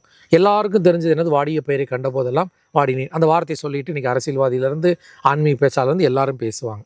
இதெல்லாமே பெரும்பாலும் ஒரு 5 விஷயத்துக்குள்ளே தான் பேசிகிட்டு இருக்கிறோம். ஆனால் வள்ளல் பெருமானார் பேசாத ஹெல்த் கான்சியஸ், இன்றைக்கி வந்து ஆரோக்கியத்தை பற்றி பேசக்கூடியது, ஆரோக்கியத்தை பற்றி பயிற்சிகள் கொடுக்குது என்றது இன்றைக்கி ஒரு பெரிய, அது ஒரு மார்க்கெட், இன்றைக்கி அது ஒரு பிஸ்னஸ் ஆகிடுச்சு. இது இவங்கெல்லாம் பேசுறது என்னென்னா ட்ரெண்டுக்கு ஏதாவது பேசிகிட்டு இருக்கிறாங்க. இன்றைக்கி ஹெல்த் கான்சியஸை பேசக்கூடிய எல்லாருமே ட்ரெண்டில் பேசிகிட்டு இருக்கிறாங்க. நாளைக்கு ஒரு புது ட்ரெண்ட் வரும், அப்படியே மாற்றிக்கிறவங்க எல்லாரும். ஆனால் எந்த காலம் ஆனாலும் வள்ளல் பெருமான் சொன்னக்கூடிய அந்த ஃபுட் ஸ்டைல் தான் நிலைத்து பேசும். அவரே அந்த காலம் இந்த காலம் எல்லா காலத்துக்கும் பேசிட்டு போயிட்டார். வள்ளல் பெருமானில் முதல் விஷயம் பேசுறது என்னது? அசைவம். அசைவத்தை விட்டுட்டோம், சரி சைவம் ஆயிட்டோம். இன்னைக்கு வள்ளல் பெருமான் ஒரு விஷயத்த ஒரு 100 ஆண்டுகளுக்கு முன்னாடி பேசினார். என்ன அப்படின்னா, இந்த உடம்பு அழிவதற்கு காரணம் உணவுன்ற இது. இன்னைக்கு வந்து என்ன சொல்றாங்க, ஆரோக்கியம் என்ன சொல்றாங்க, இன்டர்மீடியட் பாஸ்டிங்ல வந்து என்ன சொல்றாங்க, அப்பா 3 வேளை சாப்பிடாதீங்க, 2 வேளை சாப்பாட்டுக்கு வந்துருங்க, உணவை குறைங்க, அதுதான் ஆரோக்கியம். முந்தைய ஒரு காலத்துல என்ன சொன்னாங்க, நல்லா சாப்பிடு அப்படின்னு சொன்னாங்க. நம்ம தாத்தா பாட்டிலாம் நல்லா சாப்பிடுனாங்க. இன்னைக்கு என்ன பண்ணுச்சு, அப்படியே சயின்ஸ் மாறி அப்பா உணவை குறைப்பா, இந்த உடம்பு அழிவதற்கு காரணமே என்னது, பிரச்சனைக்கே உணவு தான். அப்ப வள்ளல் பெருமான் அப்பயே சொல்லிட்டாரு, நீ உணவுல மாற்றத்தை கொண்டு வாங்க. சரி, உணவுல எப்படி மாற்றம் கொண்டு வரலாம் அப்படின்னு பார்க்கும்போது வள்ளல் பெருமான் நிறைய காய் கற்பு மூலிகைகளை சொல்றாரு. வள்ளல் பெருமான் என்ன பண்றாரு, வாழ்வியலை சொல்றாரு. வள்ளல் பெருமான் நிறைய காய்கறிகளை சொல்றாரு, நிறைய தானியங்களை சொல்றாரு. இது எல்லாத்தையுமே இன்னைக்கு நம்ம எல்லாரும் கண்டிப்பா எடுத்து பேச வேண்டிய இடத்துக்கு வந்துட்டோம். இதுதான் இந்த காணொலி பார்க்கக்கூடிய யாரோ யூடியூபர், இன்ஃப்ளூயன்சர், டாக்டர் எல்லாருமே நீ தயவு செய்து நூல் எடுத்து படிங்க. வள்ளல் பெருமான் காய்கறிகளை பத்தி பேசுறாரு, உணவை பத்தி பேசுறாரு. வள்ளல் பெருமான் என்ன சொல்றாரு, இந்த தேக நஷ்டத்திற்கு முதற் காரணம் உணவுன்றார். அப்ப நம்ம எல்லாரும் என்ன பண்ணணும், இந்த 3 வேளை சாப்பிட்டுட்டு இருக்கிறோம். 3 வேளை சாப்பிட்றத வந்து சித்த வைத்தியம் என்ன சொல்லுது, 1 வேளை உண்பவன் யோகி, 2 வேளை உண்பவன் போகி, 3 வேளை உண்பவன் ரோகின்றாங்க. இது வள்ளல் பெருமான் தான் அருளிய உபதேச பகுதியில் என்ன சொல்றாரு, காலை உணவு பத்தி அவர் ரொம்ப பேசல, நேரம் ஒரு 11 மணி உணவுக்கு வந்துடுறாரு, மாலை நேர உணவுக்கு போயிடுறாரு. இதுதான் இன்னைக்கு இருக்கக்கூடிய இன்டர்மீடியட் ஃபாஸ்டிங். ஆமா. அடுத்து நம்ம எல்லாரும் கார்போ இல்லைனா ரைஸ் ரொம்ப சாப்பிட்டுட்டு இருக்கோம்ன்றதை இன்னைக்கு மாடர்ன் சயின்ஸ் பேசுது. இது வள்ளல் பெருமான் சொல்றாரு. அரிசி எடுத்துக்கிட்டு நிறைய காய்கறிகள், கொத்தவரங்காய், அவரைக்காய், பீர்க்கங்காய், நாட்டு காய்கறிகள், நாட்டு கீரைகளை உணவில் எடுத்துக்கங்கன்னு சொல்றாரு. அதை தாண்டி வள்ளல் பெருமான் ரொம்ப அற்புதமான விஷயம் பேசுறாரு. இதெல்லாம் இன்னைக்கு இருக்கக்கூடிய எந்த யூடியூபர்ஸும் என்ன சொல்றது, ஹெல்த் கான்சியஸ் பேசுறவங்களும் பேச முடியாது. அது ரொம்ப முக்கியமான விஷயம் என்னன்னு பார்த்தீங்கன்னா, வள்ளல் பெருமான் வந்து கரிசலாங்கண்ணி, தூதுவளை, முசுமுசுக்கை, பொன்னாங்கண்ணி, வல்லாரை என்ற ஒரு 5 மூலிகைகளை பற்றி பேசுகிறேன். இன்னைக்கு இதுக்கான பயிர்களே இல்லையே சார். அதிகமாக நம்ம இப்போ திருவண்ணாமலையில் வந்து முன்ன பார்த்துட்டு இருந்த அளவு கூட இப்போ இதெல்லாம் கிடையாது. ஏன்னா மார்க்கெட்டில் அதனால சேல்ஸ் யாரும் விதைக்கிறதே கிடையாதுன்னு நினைக்கிறேன். இல்லை, இந்த ஒரு கேள்வி எப்பயுமே எங்கிட்ட இருக்கும். நான் இதெல்லாம் பேசும்போது இது எங்கே கிடைக்குது அப்படின்றோம் இல்லைங்களா. அது பொதுவாக இதை நீங்கள் கரிசலாங்கண்ணிக்காக நீங்கள் 7 கடல் 7 மலை தாண்டி ஒரு குகையில் போய் தேட தேவையில்லை இல்லைங்களா. எல்லாரும் இப்போ என்ன ஒரு நம்மளுக்கு எல்லாருக்குமே இப்போ என்ன நினச்சிக்கிட்டோம் அப்படின்னா, ஏதாவது இந்த மாதிரி விஷயங்களை பேசும்பொழுது ஏன்னா சித்தர்கள் எல்லாமே பரிபாசைகளாக மறைத்து வச்சுட்டு போனதுனால இதெல்லாம் நமக்கு கிடைக்காது போல. இது அப்படி கிடைச்சாலும் எங்கே கிடைக்கும், கிடைச்சாலுமே அது ஒரிஜினலாக டூப்ளிகேட்டா. இதில் இன்னொரு விஷயம் பாருங்கள், ஆங்கில மருத்துவர்கள் சொல்லக்கூடிய உணவுப் பொருளை உடனே சாப்பிட்றாங்க. அவங்க சொல்லக்கூடிய ஒரு மருந்தை உடனே எடுத்துக்கிறாங்க. அவங்க யாருக்கிட்டையும் போய் சைடு எஃபெக்ட் வருதான்னு கேட்கறது இல்லை. இப்போ நான் போய் சித்த மருத்துவத்தை பற்றி பேசிட்டு இந்த மூலிகைகளை இந்த மருந்து எடுக்கணும், ஏதாவது சைடு எஃபெக்ட் வருமானு கேட்குறாங்க. ஆமாம் சார், ஏன்னா இங்கிலீஷ் மருத்துவத்தில் வந்து வெரிஃபைடு சர்டிஃபிகேட் கொடுத்துருக்கோம். இதை யாரும் வெரிஃபைடு பண்ணலன்னு. ஆமாம் உண்மை. ஏன்னா அது வந்து ஒரு பெரிய மாஃபியாங்க, இது ஒரு பெரிய பிஸ்னஸ். நம்ம அதுக்குள்ளே போக வேணாம்.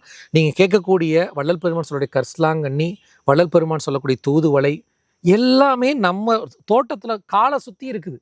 நீங்கள் மார்க்கெட்லாம் போக வேணாம். தூதுவளை இன்னைக்கு தமிழ்நாட்டில் நீங்கள் நகரங்களை விட்டுருங்களேன், பெரும்பாலான கிராமங்களில் தோட்டங்கள் எல்லார் வீட்லேயும் இருக்குது. நர்சரிக்கு போனால் இருக்குது. கரிசலாங்கண்ணி எல்லா வயல்வெளிகள் வரப்பு தோறும் இருக்குது. நீ இன்னும் சொல்ல போனால் கிராமங்களில் கிடைக்காத எல்லா மூலிகைகளையும் நகரங்களில் கூடிய மார்க்கெட்டில் கிடைக்குது. ஏன்னா இங்கே 10 ரூபா கீரை கட்டுனா அங்கே 50 ரூபாய்க்கு நான் விற்க முடியும், வாங்க ஆள் இருக்குது. அதனால் கரிசலாங்கண்ணி, தூதுவளை, வல்லாரை இது எல்லாம் இன்றைக்கி கிடச்சிக்கிட்டு இருக்குது. தயவு செய்து வாங்கி பயன்படுத்துங்க. ஆனால் நீங்கள் கேட்குற மாதிரி இன்னும் ஒரு 50 வருஷம் கழிச்சு இருக்குமா தெரியல. நம்ம அப்போ எதுவுமே அழிஞ்சு போகணும்னு சொல்ல வேணால், கண்டிப்பாக இருக்கலாம். ஏன்னா எல்லாருமே பழமையை நோக்கி திரும்பி வந்துட்டு இருக்கிறோம். இப்போ நம்ம வள்ளலார் வைத்தியம் அப்படின்னு ஒரு திட்டத்தை உருவாக்கி நம்மளே இந்த கரிசலாங்கண்ணி, தூதுவளை, வள்ளல் பெருமான் சொன்ன உணவுப் பொருட்கள் எல்லாத்தையும் உற்பத்தி பண்ணி நாங்கள் ஆன்லைனில் கொரியரில் கொடுத்துக்கிட்டு இருக்கிறோம். நம்ம அதுக்கான சேல்ஸுமே போய் எல்லாமே பண்ணிக்கிட்டு இருக்கிறோம். ஆனால் நம்ம என்ன பண்ணுறோம், அதையும் வாங்கி பயன்படுத்தும் போது சில ரிஸ்ட்ரிக்ஷன் வைக்கிறோம். சைவமாக இருக்கணும்னு சொல்லிட்டு நம்ம பயிற்சிமா அவங்க வரக்கூடிய எல்லாருக்கும் என்ன பண்ணுறோம், காலையில் மூலிகை பொருட்படி பயன்படுத்துங்க, வள்ளல் பெருமான் சொன்னக்கூடிய உணவு நெறிக்கு வாங்கன்னு சொல்லி எல்லாமே கொடுத்துட்ருக்கோம். மக்கள் வாங்கிட்டு தான் இருக்காங்க. அதோடு இல்லாமல் இது எங்கேயுமே கிடைக்கலன்ற ஒரு மனோபாவத்தை வெளியே வந்துடலாம். இன்றைக்கி எல்லாமே எல்லா இடத்துலையும் கிடைக்குது, நீங்கள் தேடணும், அவ்வளோதான், வேற ஒன்றும் கிடையாது. அண்டு இப்போ இந்த கீரை வகைகள் மூலிகைகள் சொன்னீங்கல்ல, இன்னைக்கு இருக்க நவீன வேர்ல்டில் அதை சாக்லேட்ஸாக பண்ணி சேல்ஸ் பண்ணுறாங்க. ஸோ அதை பற்றி உங்கள் கருத்து என்னன்னா, அது எல்லாமே சாக்லேட்ஸாக இருக்குது. சாக்லேட்ஸாக இருக்கக்கூடிய எல்லா கடைகளிலுமே அவைலபிளில் இருக்குது. நிறைய பிராண்ட்ஸே பண்ணுறாங்கன்னு வச்சுக்கோங்களேன். அதுக்கான உங்களுடைய ஒரு இப்படி இருக்கு இல்லை, அது வந்து என்னென்னா முந்தி வந்து டூத் பேஸ்ட்டு நம்மளாம் பல்புடி விளக்கிட்டு இருந்தப்போ நம்மளாம் முட்டா பசங்க கறித்தூளை வச்சு விளக்கிட்டு இருக்கானுங்க, இலையை போட்டு தேய்ச்சிட்டு இருக்கானுங்க, இங்கே வாங்க நாங்கள் டூத் பேஸ்ட் கொடுக்குறோன்னு சொல்லி அதை தான் எல்லாம் பயன்படுத்தும். நம்மளுமே அப்போ தான் நம்ம ஒரு 70, 80, 90களில் நம்ம எல்லாருமே அப்படி தான் இருந்தோம். இன்றைக்கி என்ன ஆகிப்போச்சு, எங்கள் டூத் பேஸ்ட்லேயும் உப்பு இருக்குது, எங்கள் டூத் பேஸ்ட்லேயும் கார்பன் இருக்குது, எங்கள் டூத் பேஸ்ட்லேயும் லவங்கம் இருக்குது, எங்கள்கிட்ட துளசி. ஏன் அவங்க வந்தாங்க முந்தி அதெல்லாம் பண்ணிட்டு நம்ம ஏன் இது வந்து இது மாதிரி இதை இப்போ என்னாச்சு, துளசி சாக்லேட்டு, தூதுவளை சாக்லேட்டு. நான் எப்படின்னா நான் டூத் பேஸ்ட் யூஸ் பண்ணணும், அதுக்கு ஒரு ரீசன் வேணும். நான் ஏன் அவ்வளோ கஷ்டப்படுன்னு கேட்குறேன். தூதுவளை தான் கண்ணு முன்னாடி இருக்கேன், சாக்லேட்டை சாப்பிட்டு போ, தூதுவளையை சாப்பிட்டு போங்க. இல்லை உண்மையிலையுமே பியூர் பிஸ்னஸ் இல்லாமல் நான் இல்லைங்க அதை நடைமுறைப்படுத்துறதுக்காக கொண்டு வரேன்னு சொன்னால் கண்டிப்பாக நம்ம வரவே இருக்கலாம். தூதுவளை நான் ஒரு சாக்லேட்டை கொண்டு வரேன், அது உண்மையாக இருக்கணும். அகைன் ஏதாவது வந்து வெறும் ஸ்டாம்ப் ஒட்டிக்கக்கூடாது. அகைன் அங்கே சக்கரை இருக்கும், சாக்லேட்டு கூடிய எல்லா தீமைகளும் இருக்கும்.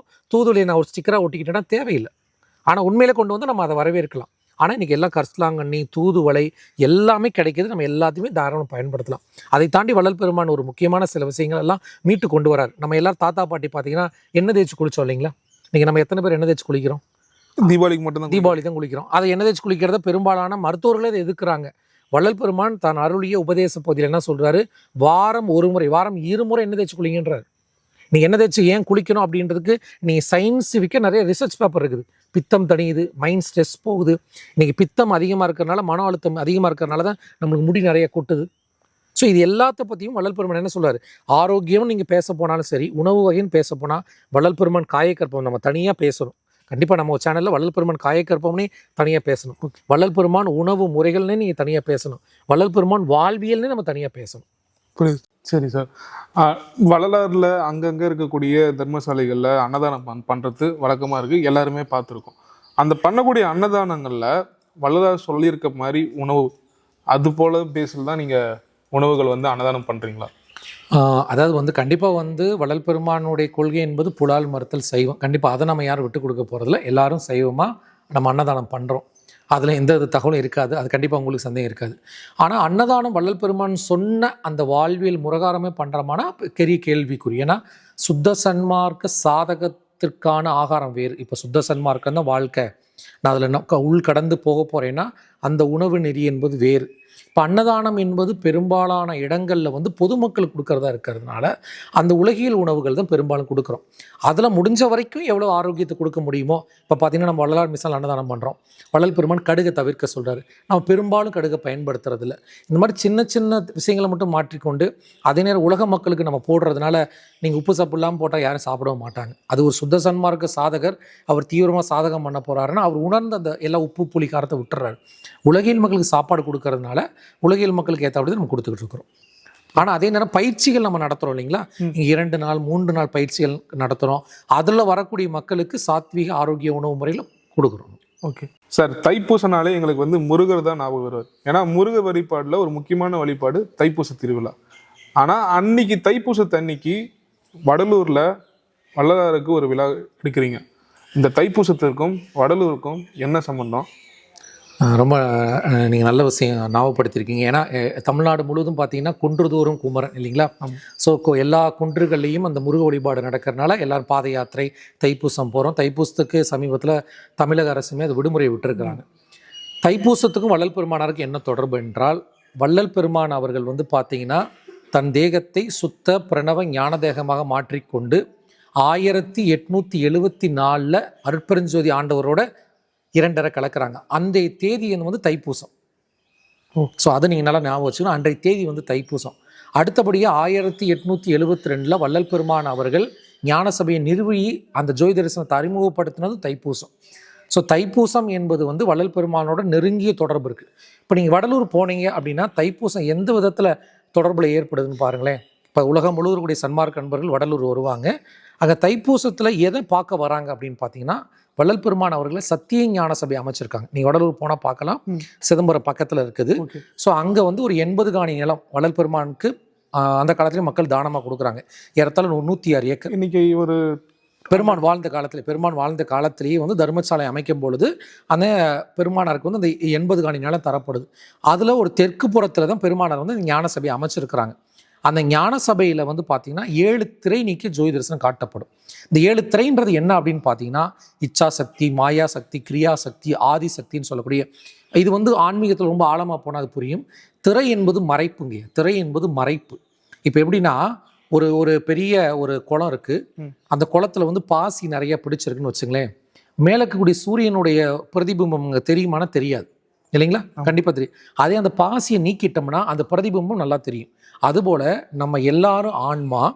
இந்த ஆன்மா என்பதை அறிய ஒட்டாமல் அந்த அஞ்ஞான மாயை நம்மளை மறைச்சிருக்கு.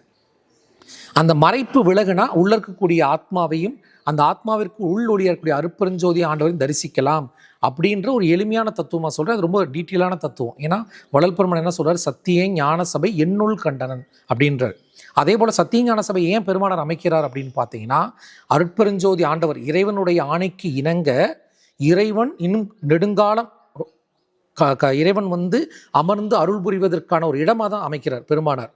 அதில் தைப்பூசத்தில் இன்னொரு ஒரு சிறப்பு என்னன்னு பார்த்தீங்கன்னா, நீங்கள் தைப்பூச தினத்தை அன்று அங்கே ஜோதி தரிசனம் காட்டுவாங்க. அப்பொழுது வலதுபுறம் வந்து சூரிய உதயமும் இடதுபுறம் சந்திரன் மறையிறதும் நடக்கும். நீங்கள் வந்து வடலூர் அமைந்துள்ள சத்தியஞான சபை தெற்கு நோக்கி அமைந்திருக்கும். நீங்கள் வடக்கு நோக்கி நின்று பார்த்துக்கிட்டு இருப்பீங்க.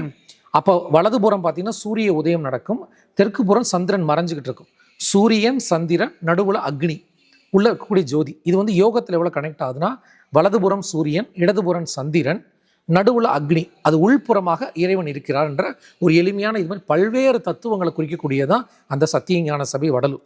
ஸோ நம்ம தைப்பூசத்துக்கு எப்படி பல இடங்களுக்கு போகிறோமோ அதுபோல் வரக்கூடிய February 1, 2026 தைப்பூசம். ஸோ நீங்கள் எங்கே இருந்தாலும் வடலூர் வந்துருங்க. வடலூர் வந்துட்டு நீங்கள் என்ன பண்ணலாம் அப்படின்னு பார்த்தீங்கன்னா, இந்த முறை சனி ஞாயிறுலாம் வருது. ஸோ நீங்கள் தைப்பூசத்து அன்று பெரும் கூட்டமாக இருக்கிறனால நீங்கள் ஐயாவோட உருவாக்கிய தர்மசாலையோ பெருமான் அவதரித்த அந்த இல்லத்தையோ பெருமான் இரண்டரை கலந்த அந்த இடங்களை போய் பார்க்குறதுக்கு சிரமமாக இருக்கும்.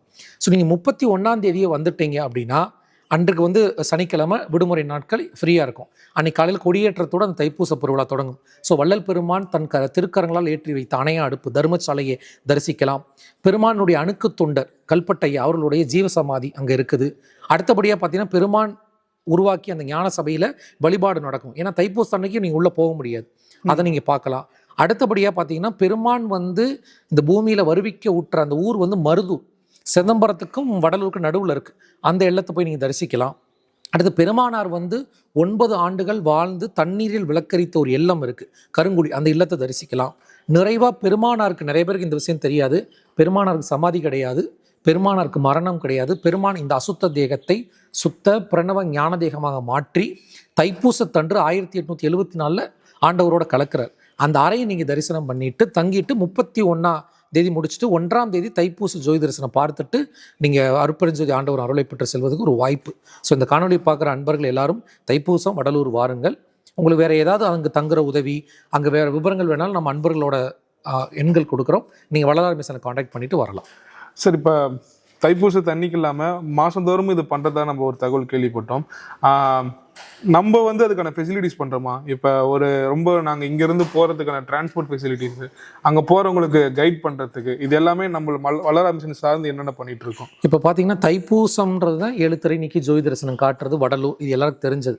நிறைய பேர் என்கிட்ட கேட்டிருக்காங்க, இது மாதம் மாதம் ஜோதி காட்டுறாங்க, இது வள்ளல் பெருமான் சொல்லியிருக்காருன்னா கண்டிப்பாக இதெல்லாம் வந்து பின்பகம் வந்து அன்பர்கள் உருவாக்கியது. எப்படியாவது அந்த ஞான சபைக்கும் வடலூருக்கு மக்களை வர வைக்கிறதுக்காக உருவாக்கப்பட்டது மாத பூச ஜோதி தரிசனம். இப்போ தைப்பூசத்தன்று பார்த்தீங்கன்னா 7 திரை நீக்குவாங்க. 7 திரை என்பது 7 தத்துவங்களை நீக்கிறது. அப்போ மாத பூசத்துக்குன்னு ஒரு வேறுபாடு வைக்கிறதுக்காக என்ன பண்ணாங்கன்னா 6 திரை நீக்கி ஜோதி தரிசனம். ஸோ மாதம் மக்களை அந்த வடலூர் நோக்கி வர வைக்கணும், அந்த சன்மார்க்க நெறி பரவணுன்றக்காக அன்பர்களால் உருவாக்கப்பட்டது தான் மாத பூச ஜோதி தரிசனம்ன்றது. ஸோ இந்த மாத பூச ஜோதி தரிசனத்துக்கு நம்ம என்ன பண்ணுறோம், வள்ளலார் மிஷன்ல இருந்து தமிழகத்தின் பல்வேறு பகுதிகளில் இருந்து இப்போதைக்கே திருவண்ணாமலை, சென்னை, பாண்டிச்சேரியிலேருந்து வாகனம் வச்சே கூட்டு வந்துட்டு இருக்கிறோம். மற்ற ஊர்கள்லேருந்து வரக்கூடிய அன்பர்களுக்கு நம்ம உதவி செய்கிறோம். அந்த மாத பூச தினத்தில் நம்ம வள்ளலார் மிஷன்லேருந்து என்ன பண்ணுறோம்னா இலவச சித்த வைத்திய முகாம் ஒரு 300 மக்களுக்கு சித்த வைத்திய முகாமில் மருந்துகள் கொடுத்து அந்த சேவை பண்ணிகிட்டு இருக்கிறோம். அடுத்தபடியாக மதியம் இரவு ஒரு 1000 பேருக்கு நம்ம அன்னதானம் செய்துக்கிட்டு இருக்கிறோம். வடலூருக்கு நிறைய மக்கள் வராங்க, அவங்களுக்கு தகவல்கள் தர வந்து ரொம்ப குறைவாக இருக்குது. சன்மார்க்க நண்பர்கள் அந்த தகவல்கள் தந்துட்டு இருக்காங்க. நம்ம வள்ளலார் மிஷன் சார்பாகவும் மாலை சொற்பொழிவு, திருவருப்ப வழிபாடு, இலவச சித்த வைத்திய முகாம், புத்தக நிலையம் அமைத்தல், அன்னதானம், இது மாதிரி பல்வேறு சேவைகள் செய்து உலக மக்களுக்கு கொண்டு போய் சேர்த்து கொண்டு இருக்கிறோம். அங்கே ஒன்று வேறு என்னென்ன சேவை பண்ணிகிட்டு இருக்கோம்? இப்போ கிளாஸஸ் போயிட்டுருக்கா, இல்லை வள்ளலார் பற்றியான அவர் சொல்லியிருக்கக்கூடிய நீங்கள் கேட்குறது வடலூரில் கேட்குறீங்க. வடலூர்ல. இல்லை, வடலூர் என்பது வந்து இந்து அறநிலையத்துறை கீழே இருக்குது. ஓகே. ஸோ அந்த கோயில்கள் எல்லாம் நிர்வாகம் இல்லை. நம்ம எல்லாரும் மாச பூசத்துக்கு மட்டும் போயிட்டு வந்துக்கிறோம், தைப்பூசத்துக்கு போயிட்டு வந்துட்டு இருக்கிறோம். மற்றபடி நமக்குன்னு ஒரு சங்கங்கள் அமைப்புகள் இருக்குது. அன்பர்கள் போனால் தங்குறதுக்கான ஏற்பாடுகள் பண்ணி கொடுக்குறோம். அந்த இடத்த சுற்றி காட்டி கூட்டு வந்துட்டு இருக்கிறோம். இப்போதைக்கு இந்த சேவை நம்ம பயிற்சிகள் எல்லாமே திருவண்ணாமலையிலையும் பொள்ளாச்சியிலையும் நடத்திட்டு இருக்கிறோம். நம்ம ஓகே சார். வள்ளலார் நிறைய கருத்துக்கள் சொல்லியிருக்காரு. அந்த கருத்துக்கள் எல்லாமே இன்னைக்கு இருக்க காலகட்டத்துக்கு பொருந்துமா? வள்ளல் பெருமான் வந்து சொன்ன கருத்துக்கள் அப்படின்றது வந்து பார்த்தீங்கன்னா, பெருமான் தேகத்தோட அன்னைக்கு இருந்த காலத்துக்கும் அது பொருந்தும். இன்று தேகத்தை ஒளி உடலாக மாற்றி இன்று இருக்காரு, இன்றும் அது பொருந்தும், நாளைக்கும் பொருந்தும். இப்போ நீங்கள் யூடியூப் சேனல் ரன் பண்ணுறனால அவங்க சொல்கிறது எவர் கிரீன்னு சொல்லுவாங்க. அது வந்து கடந்த காலத்திற்குமானது, நிகழ்காலத்திற்குமானது, வருங்காலத்திற்குமானது. எப்போயெல்லாம் இந்த பிரபஞ்சத்தில் உயிர்கள் எல்லாம் இருக்குமோ அனைத்துக்கும் பொருந்தக்கூடிய கருத்தை தான் சொல்கிறாங்க பெருமானார். அது பொருந்தாதுன்னு எதுவுமே கிடையவே கிடையாது. ஓகே. இப்போ வள்ளலார் வந்து நிறைய கருத்துக்கள் சொல்லியிருந்தாலுமே இன்னைக்கு இருக்க தமிழ் சமுதாயமும் இல்லை மக்களும் அது ஏற்றுக்காமல் இருக்கக்கூடிய ஒரு காரணம் என்ன? ஏற்றுக்கிறாங்களா முதல்ல நிறைய பேர்? இல்லை, இப்போ இதில் என்ன ஒரு விஷயத்தை நம்ம தெளிவாக பார்க்கணும் என்னென்னா, வள்ளல் பெருமானார் வந்து நிறைய சமூக கருத்துக்கள் இங்கே சொல்லியிருந்தாலுமே கூட எல்லாத்துக்கும் ஒரு காலம், நேரம் அது ரொம்ப ரொம்ப முக்கியம். ஏன்னா வள்ளல் பெருமானாரை வந்து 1874 சித்தி பெறுறாங்க. அதுக்கு சில மாதங்களுக்கு முன்னாடி ஒரு கடிதம் எழுதுகிறாங்க. அந்த கடிதத்தில் என்ன சொல்கிறாங்கன்னா, இனி கொஞ்ச காலம் சன்மார்க்கம் சொல்வதற்கு ஆள் இருக்காது, பின்பு சன்மார்க்கம் தலை தோங்கும்ன்றாங்க. இப்போ நீங்களே நானே இப்போ ஒரு 20 வருடமாக சன்மார்க்கத்துக்குள்ளே பயணிச்சுக்கிட்டு இருக்கிறோன்னு வச்சுங்களேன். நான் வந்த ஒரு 10 வருடத்துக்கு அப்புறம் இந்த கடந்த ஒரு 10 வருடம், குறிப்பாக இந்த கடந்த 5 வருடத்தில் வந்து பார்த்திங்கன்னா வேகமாக பரவ ஆரம்பிக்குது. ஸோ அதுக்கான காலம் நேரம் தொடங்கி இருக்குது. இனிமேல் மக்கள் உள்ளே வர ஆரம்பிப்பாங்க. அடுத்து என்னென்னா, இது வந்து இப்போ வள்ளல் பெருமானார்கிட்ட வரலாம், நீங்கள் என்ன வேணாலும் சாப்பிட்டுக்கலாம், நீங்கள் என்ன வேணாலும் வீட்டில் பண்ணிக்கலாம், வந்து வள்ளலார் கும்பிட்டு போகலாம் அப்படின்ற ஒரு கூட்டத்தை விரும்பலை. பெருமானார் என்ன சொல்கிறாரு, பெருமானார் வந்து போய் இப்போ ஒரு பெருமானார் ஃபோட்டோ வச்சிட்டோம், தீபம் வச்சிட்டோம், யார் வேணாலும் வந்து சாமி கும்பிட்டுட்டு வீட்டில் போய் நீங்கள் என்ன வேணாலும் சாப்பிட்லாம், என்ன வேணாலும் பண்ணிக்கலாம் அப்படின்னா தாராளமாக பெருங்கூட்டம் வரும். பெருமானார்கிட்ட உள்ளே வரதே பெருமானார்கிட்ட வந்து பின்னாடி நம்மளை என்ன மாற்றிக்கிறோம். பெருமானார் நமக்கு என்ன மாற்றுவாரும் இல்லை, பெருமானாருக்குள்ளே வரும்பொழுது ஓகே புலால் விடணும், நீங்கள் நம்ம ஏற்கனவே பேசியிருக்கீங்களா சைவமாக இருக்கணும் அப்படின்றப்ப நிறைய ஃபில்ட்ரேஷன் இருக்குது. அப்போ பெருமானாருக்குள்ளே நீங்கள் வந்து நீங்கள் மாறுறீங்க அப்படின்றப்போ இது வந்து ஒரு பெருங்கூட்டம் வரணும், திப்பு அப்படி ஜனம் நிறையா வரணும், அப்படி முண்டி அடிச்சுக்கிட்டு அப்படின்ற கான்செப்ட் கிடையாது. இது வந்து பெருமானாருக்குன்னு ஒரு நெறி இருக்குது. இது ஆலமரம் மாதிரி தலைத்து பல ஆயிரம் ஆண்டுகள், பல லட்சம் ஆண்டுகள் நிற்க போகிற ஒரு சுத்த சன்மார்க்க நெறி. புலால் விடணும், மாமிசத்தை விடணும். இங்கே நிறைய பாருங்களேன், நீங்கள் தான் உங்களுக்குள்ளே மாற்றிக்கிற மாதிரி இருக்கணும். பெருமானார்கிட்ட வந்துட்டோம், சுத்த சன்மார்க்க நிறைய படிக்கிறோம், ஜீவகாரணி ஒழுக்கத்தை கடைபிடிச்சு புலால் மாமிசத்தை விடுறோம். உங்களுக்குள்ள மாற்றம். அடுத்து நீங்கள் என்ன பண்ணணும், 4 பேர் கொடுக்கணும். அடுத்து உங்களுக்குள்ள தான் மாற்றம். இது எல்லாமே பாருங்கள், உங்களுக்குள்ள மாற்றம்ன்றதுனால பெருங்கூட்டம் வராது, ஆனால் அப்படியே கிராஜுவலாக போய்கிட்டே இருக்கும். அதனால் வரவங்க ஒரு 15-20 பேர் குறைவான கூட்டம்னாலும் ஆனால் பெரும் மாற்றம் உடையவர்களாக இருப்பாங்க. அதனால் வந்து இப்போ பாருங்கள், சன்மார்க்கத்துக்குள்ளே வந்து எல்லாரும் புலால் விட்டுருப்பாங்க, தயவுடையவர்களாக இருப்பாங்க, கருணையுடையவர்களாக இருப்பாங்க, 4 பேருக்கு தான தர்மம்னு நினைக்கிறாங்கன்றப்ப இந்த குணம் உடையவர்கள் அதாவது என்ன சொல்லுவாங்கன்னா, கிராமத்தில் ஒரு பழமொழி, அகல உழுகாது ஆழ உழுன்னு சொல்லுவாங்க. இது வந்து குவான்டிட்டியாக குவாலிட்டியான்னு பார்த்தீங்கன்னா, இது குவான்டிட்டியை வச்சு கணக்கு போடுற கூட்டம் இல்லை, இது குவாலிட்டியான கூட்டம். ஓகே. இப்போ நம்ம இன்டர்வியூ ஸ்டார்டிங்லேருந்து பல கேள்விகள் நான் உங்ககிட்ட முன் வச்சுருக்கேன், நீங்களும் எனக்கு பதில் சொல்லியிருக்கீங்க. ஆனால் இப்போ நானே மாறினாலும் எனக்கு ஒரு தடுமாற்றம் இருக்குது. எங்கேருந்து இந்த மாற்றத்தை தொடங்கணும், அப்படி இந்த மாற்றத்தை வரணும்னா எனக்கு இருக்கிற நேரங்களில் என்னால் புக்கும் படிக்க முடியாது, போய் பல சொற்பொழிவும் கேட்க முடியாது. ஸோ இந்த நான் மாறணும்னு முடிவு இருக்குது, ஆனால் தயக்கம் இருக்குது. இந்த மாற்றத்தை நான் எங்கேருந்து மாறணும், அந்த மாற்றத்துக்கான வழி எங்கேருந்து ஆரம்பிக்கும் எனக்கு? இல்லை, இதில் நீங்கள் ரொம்ப நடைமுறையான ப்ராக்டிக்கலான கொஸ்டின் பண்ணியிருக்கிறீங்க. அதாவது வந்து நான் எங்கேருந்து இந்த சன்மார்க்கத்தை தொடங்கணும், அதில் இன்னொரு கேள்வியும் கேட்டிருக்கிறீங்க. என்னென்னா, எனக்கு கால நேரம் இல்லை. இது இப்போ பொதுவாக ஒரு பதில் கேட்டால் அது நீ தான் உருவாக்கிக்கணும், அப்படிலாம் வராது அப்படின்னு நம்ம அப்படியோட உங்களுக்கு ஆன்சர் பண்ணலாம். ஆனால் நடைமுறைன்னு பார்த்தீங்கன்னா, சன்மார்க்கமே முழுமையாக வந்தவங்க இல்லை ஏற்கனவே பல ஆண்டுகளாக இருக்கக்கூடிய சன்மார்க்க குடும்பங்களுமே நான் பார்க்குறேன். இன்றைய உலக சூழல் வந்து மாறிடுச்சு. அன்றைக்கி ஒரு விவசாயம் பண்ணோம், அப்புறமா மதியம் நேரம் இருந்துச்சு, மதியம் உட்காந்தோம், குடும்பத்தோடு இருந்தோம், நிறைய நேரம் இருந்தது. அந்த வாழ்வியலை விட்டு நம்ம வந்து பொருளாதார வாழ்வியலுக்கு வந்தாச்சு. இப்போ காலையிலேருந்து இரவு வரைக்குமே குடும்பம், பொருளாதார தேடுதல், வேலைக்கு போகிறதல் அப்படின்றத தாண்டி ஒரு மணி நேரம் உட்கார்ந்து ஒரு புத்தகம் எடுத்து வாசித்தலோ இல்லை ஒரு சத்சங்கத்தை கேட்டலோ அப்படின்றதே இன்றைக்கி ரொம்ப குறைவாயிருச்சு. இதுதான் நடைமுறை. நீங்கள் தான் கெட்டு போயிட்டீங்க, நீங்கள் தான் மாறி வரணுன்றது இதுக்கு பதில் சொல்லலாம். அது எத்தனை பேர் வருவாங்கன்றது கேள்விக்குறி. இதை உணர்ந்து தெளிந்து இல்லை நம்ம எங்கேயோ ஓடிட்டோம், இதெல்லாம் போதும், எல்லாத்தையும் விட்டுருவோம்னு சொல்லி முழுமையாக திரும்பி வரவங்க வெகு சிலர் தான் இருப்பாங்க. ஆனால் பெருஞ்சன கூட்டம் அங்கே தான் இருக்குது. அந்த உலகியலுக்குள்ளே தான் காலையிலேருந்து நைட் வரைக்கும் காலத்தை உள்ளே ஓட்டும் பொழுது உங்களை மாதிரி புதிதாக வரவங்கெல்லாம் நான் என்ன ஒரு எடுத்துக்காட்டு சொல்லுவேன்னா, ஒரு மாதம் ஒரு முறை, உங்களால் டெய்லி முடியலன்ட்டீங்க, மாதம் ஒரு முறை வடலூர் போங்க. வடலூர் வாங்க, அன்றைக்கி ஒரு நாள் அங்கே டைம் ஸ்பெண்ட் பண்ணுங்கள். உங்களுக்கு எங்கே கம்ஃபர்ட்டாக இருக்கும், எங்கேயாவது ஒரு நல்ல ஸ்பீச் பண்ணுறாங்களா, ஏன்னா அங்கே வந்தீங்கன்னா நிறைய சாதுக்கள் இருப்பாங்க, நிறைய அறிஞர் பெருமக்கள் இருப்பாங்க. உங்களுக்கு எங்கேயோ ஒரு ஃப்ரெண்ட்ஷிப் கிடைக்கும், அவங்களோட உட்காந்து நட்பு வச்சு பேச ஆரம்பிங்க. அங்கே போங்க. ஏன் போனால் இப்போ நீங்கள் ஒரு சென்னையில் இருக்கிறீங்க, இல்லை ஏதோ ஒரு டவுனில் இருக்கிறப்போ அந்தோட இன்ஃப்ளூயன்ஸ் உங்களுக்குள்ளே இருக்கும். அதோட ஸ்ட்ரெஸ்ஸில் நம்ம வாழ்வோம். நீங்கள் வடலூர் போகும்போது மறுபடியும் உங்களுக்கு அலாரம் மாதிரி ஒரு ரீகால், ஓகே வடலூர்னு இருக்குது. கண்ணால் நீங்கள் ஏன்னா எல்லாத்தையும் கண்ணால் பார்க்குறோம், காலால் நடக்கும்போது அந்த உங்களுக்கு இன்ஃப்ளூயன்ஸ் அதோட தாக்கங்கள் உங்களுக்குள்ளே ஏற்படும். அப்போ நீங்கள் தொடங்குறது என்னென்னா, மாதம் ஒரு முறை வடலூர் வந்துருங்க. அன்றைக்கி ஒரு நாள் முழுவதும் வருங்க. சரி ஐயா என்ன புத்தகம் படிக்கலாங்கய்யா அப்படின்ற ஒரு கேள்வி இருந்தால், வள்ளல் பெருமானோட வரலாறு படிங்க. ரொம்ப சிம்பிளாக எடுத்தோடனே நீங்கள் இவ்வளோ பெரிய புத்தகத்தை பார்த்தோன்னே, நம்மளாம் ஸ்கூலில் படிக்கும்போதே இவ்வளோ பெரிய புக்கை பார்த்து பயந்து ஓடினாலும் இல்லைங்களா? அப்போ எடுத்தோன்னே 6000 பாட்டு இவ்வளோ பெரிய விஷயன்றாங்க, இதெல்லாம் நம்மளுக்கு சரிப்பட்டு வராதுன்னு என்ன பண்ணுவோம், பொதுவாக மேலோட்டமாக தான் நம்ம பார்ப்போம். ஆழ்ந்து போகிறவங்க ரொம்ப குறைவு. அப்போ நான் என்ன சொல்கிறேன்னா, பெருமானோட வாழ்க்கையை வரலாறு, அப்போ எப்போ பிறந்தாங்க, என்ன பண்ணாங்க, அந்த தகவல்களை படிங்க. இல்லை நான் ஓரளவுக்கு வரலாறுலாம் நான் படிச்சுட்டேன் அப்படின்னு அடுத்து என்ன பண்ணலான்னா, ஜீவகாருண்ய ஒழுக்கம்னு ஒரு நூல் இருக்குது. வள்ளல் பெருமான் 6000 பாடல்கள் எழுதியிருக்காங்க. அதே நேரம் உபதேச பகுதின்னு எழுதியிருக்காங்க. அதில் பார்த்தீங்கன்னா ஜீவகாருண்ய ஒழுக்கம்னு ஒரு நூல் இருக்குது, அதில் தொடங்குங்க. அடுத்தபடியாக என்ன பண்ணலான்னா, இப்போ நம்ம சன்மார்க்க சங்கம், வள்ளலார் மிஷன் அமைப்புகள், இவன் நிறைய பேர் ஆன்லைனில் நிறைய டீச் பண்ணுறாங்க. ஒரு வாரத்தில் ஒரு நாள் இல்லை வாரத்தில் 2 நாள் தினசரி வகுப்புகள் நடத்திக்கிட்டே இருக்கும். அதில் கலந்துக்கலாம். அடுத்தபடியே நம்ம வள்ளலார் மிஷனில் என்ன பண்ணுறோம், ரெசிடென்சியல் கிளாஸஸ் நடத்துகிறோம். ஐயா எனக்கு எதுவுமே தெரியாதுங்க, நான் புதுசாக இருக்கேன், ஒரு 2 நாள் என்னால் ஒதுக்க முடியும், இல்லை 3 நாள் ஒதுக்க முடியும், இல்லை 1 நாள் ஒதுக்க முடியுமா, நம்ம வகுப்புகளுக்கு வாங்க, உட்காந்து பேசுகிறத கேளுங்க. அதுக்கப்புறம் உங்கள் வாழ்க்கையில் மாற்றம் வரும். ஸோ இது ஏதாவது ஒரு விதத்தில் நேரடியாக வடலூர் போகிறது, இல்லை புத்தகங்கள் ஐயாவோட வரலாறு நூல்களை படித்தல், இல்லை வள்ளல் பெருமானுடைய முதல் நூலான ஜீவகாருண்ய ஒழுக்கத்தை படித்தல், அப்புறம் ஏதாவது ஒரு சன்மார்க்க சங்கங்கள், இப்போ நீங்கள் திருவண்ணாமலைக்கு தான் எல்லாம் வரணும் இல்லை, சென்னையில் இருக்கிறீங்க, அங்கே நிறைய அமைப்புகள் இருக்காங்க, அவங்களோட தொடர்பு வச்சுக்கிறது. ஸோ உங்களுக்கு தேவை என்னென்னா, சன்மார்க்கம் சார்வீரேன்னு பெருமான் சொல்கிறார். அப்போ சன்மார்க்கம் சார்தல்னா சன்மார்க்க சங்கத்தில் இருக்கக்கூடிய அன்பர்களோடையோ இல்லை சங்கங்களோடய ஒரு தொடர்பு வச்சு நீங்கள் பயணிக்க ஆரம்பிங்க. பிறகு எதிர்பார்ப்புலாம் வேணாம், பயணிக்க ஆரம்பிங்க. பின்பு அதுக்கப்புறம் வள்ளல் பெருமான் உங்களை மாற்றிடுவார்.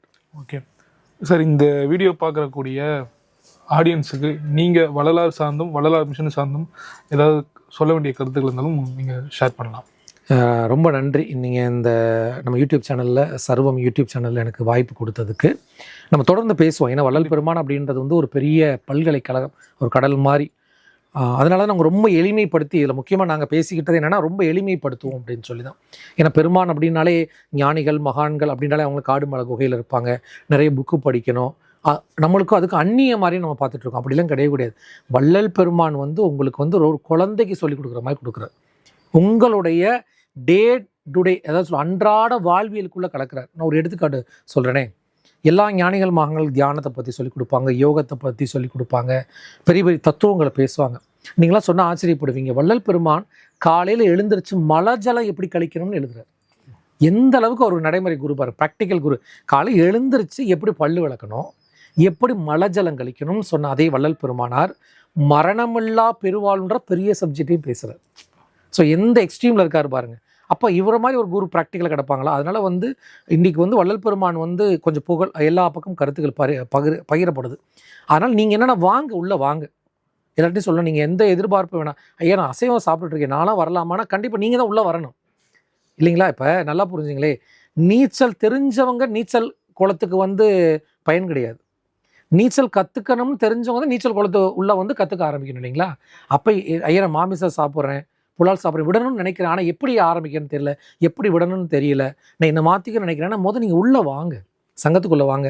நம்ம பயிற்சிகள் நிறைய நடத்துகிறோம், எல்லாம் இலவசமாகவே நடத்துகிறோம், கட்டணங்களே இல்லாமல் தங்க இடம் கொடுத்து உணவு கொடுத்து உங்களை மாதிரி இளைஞர்களை தான் நான் கூப்பிட்றோம். ஸோ நீங்கள் பயிற்சி உங்களுக்கு வாங்க, 1 நாள் 2 நாள் ஸ்பெண்ட் பண்ணுங்கள், கண்டிப்பாக உங்கள் வாழ்க்கை மாறும் உங்களுக்கு. ஓகே, சாதுர் ஜானகிராமன் சார் கிட்ட நம்ம தொடர்ந்து வள்ளலார் சார்ந்தும் வள்ளலார் மிஷன் சார்ந்தும் பல விஷயங்கள் பேச இருக்கோம். தொடர்ந்து நம்ம சேனல் வீடியோ பார்த்துட்டு இருங்க. நன்றி.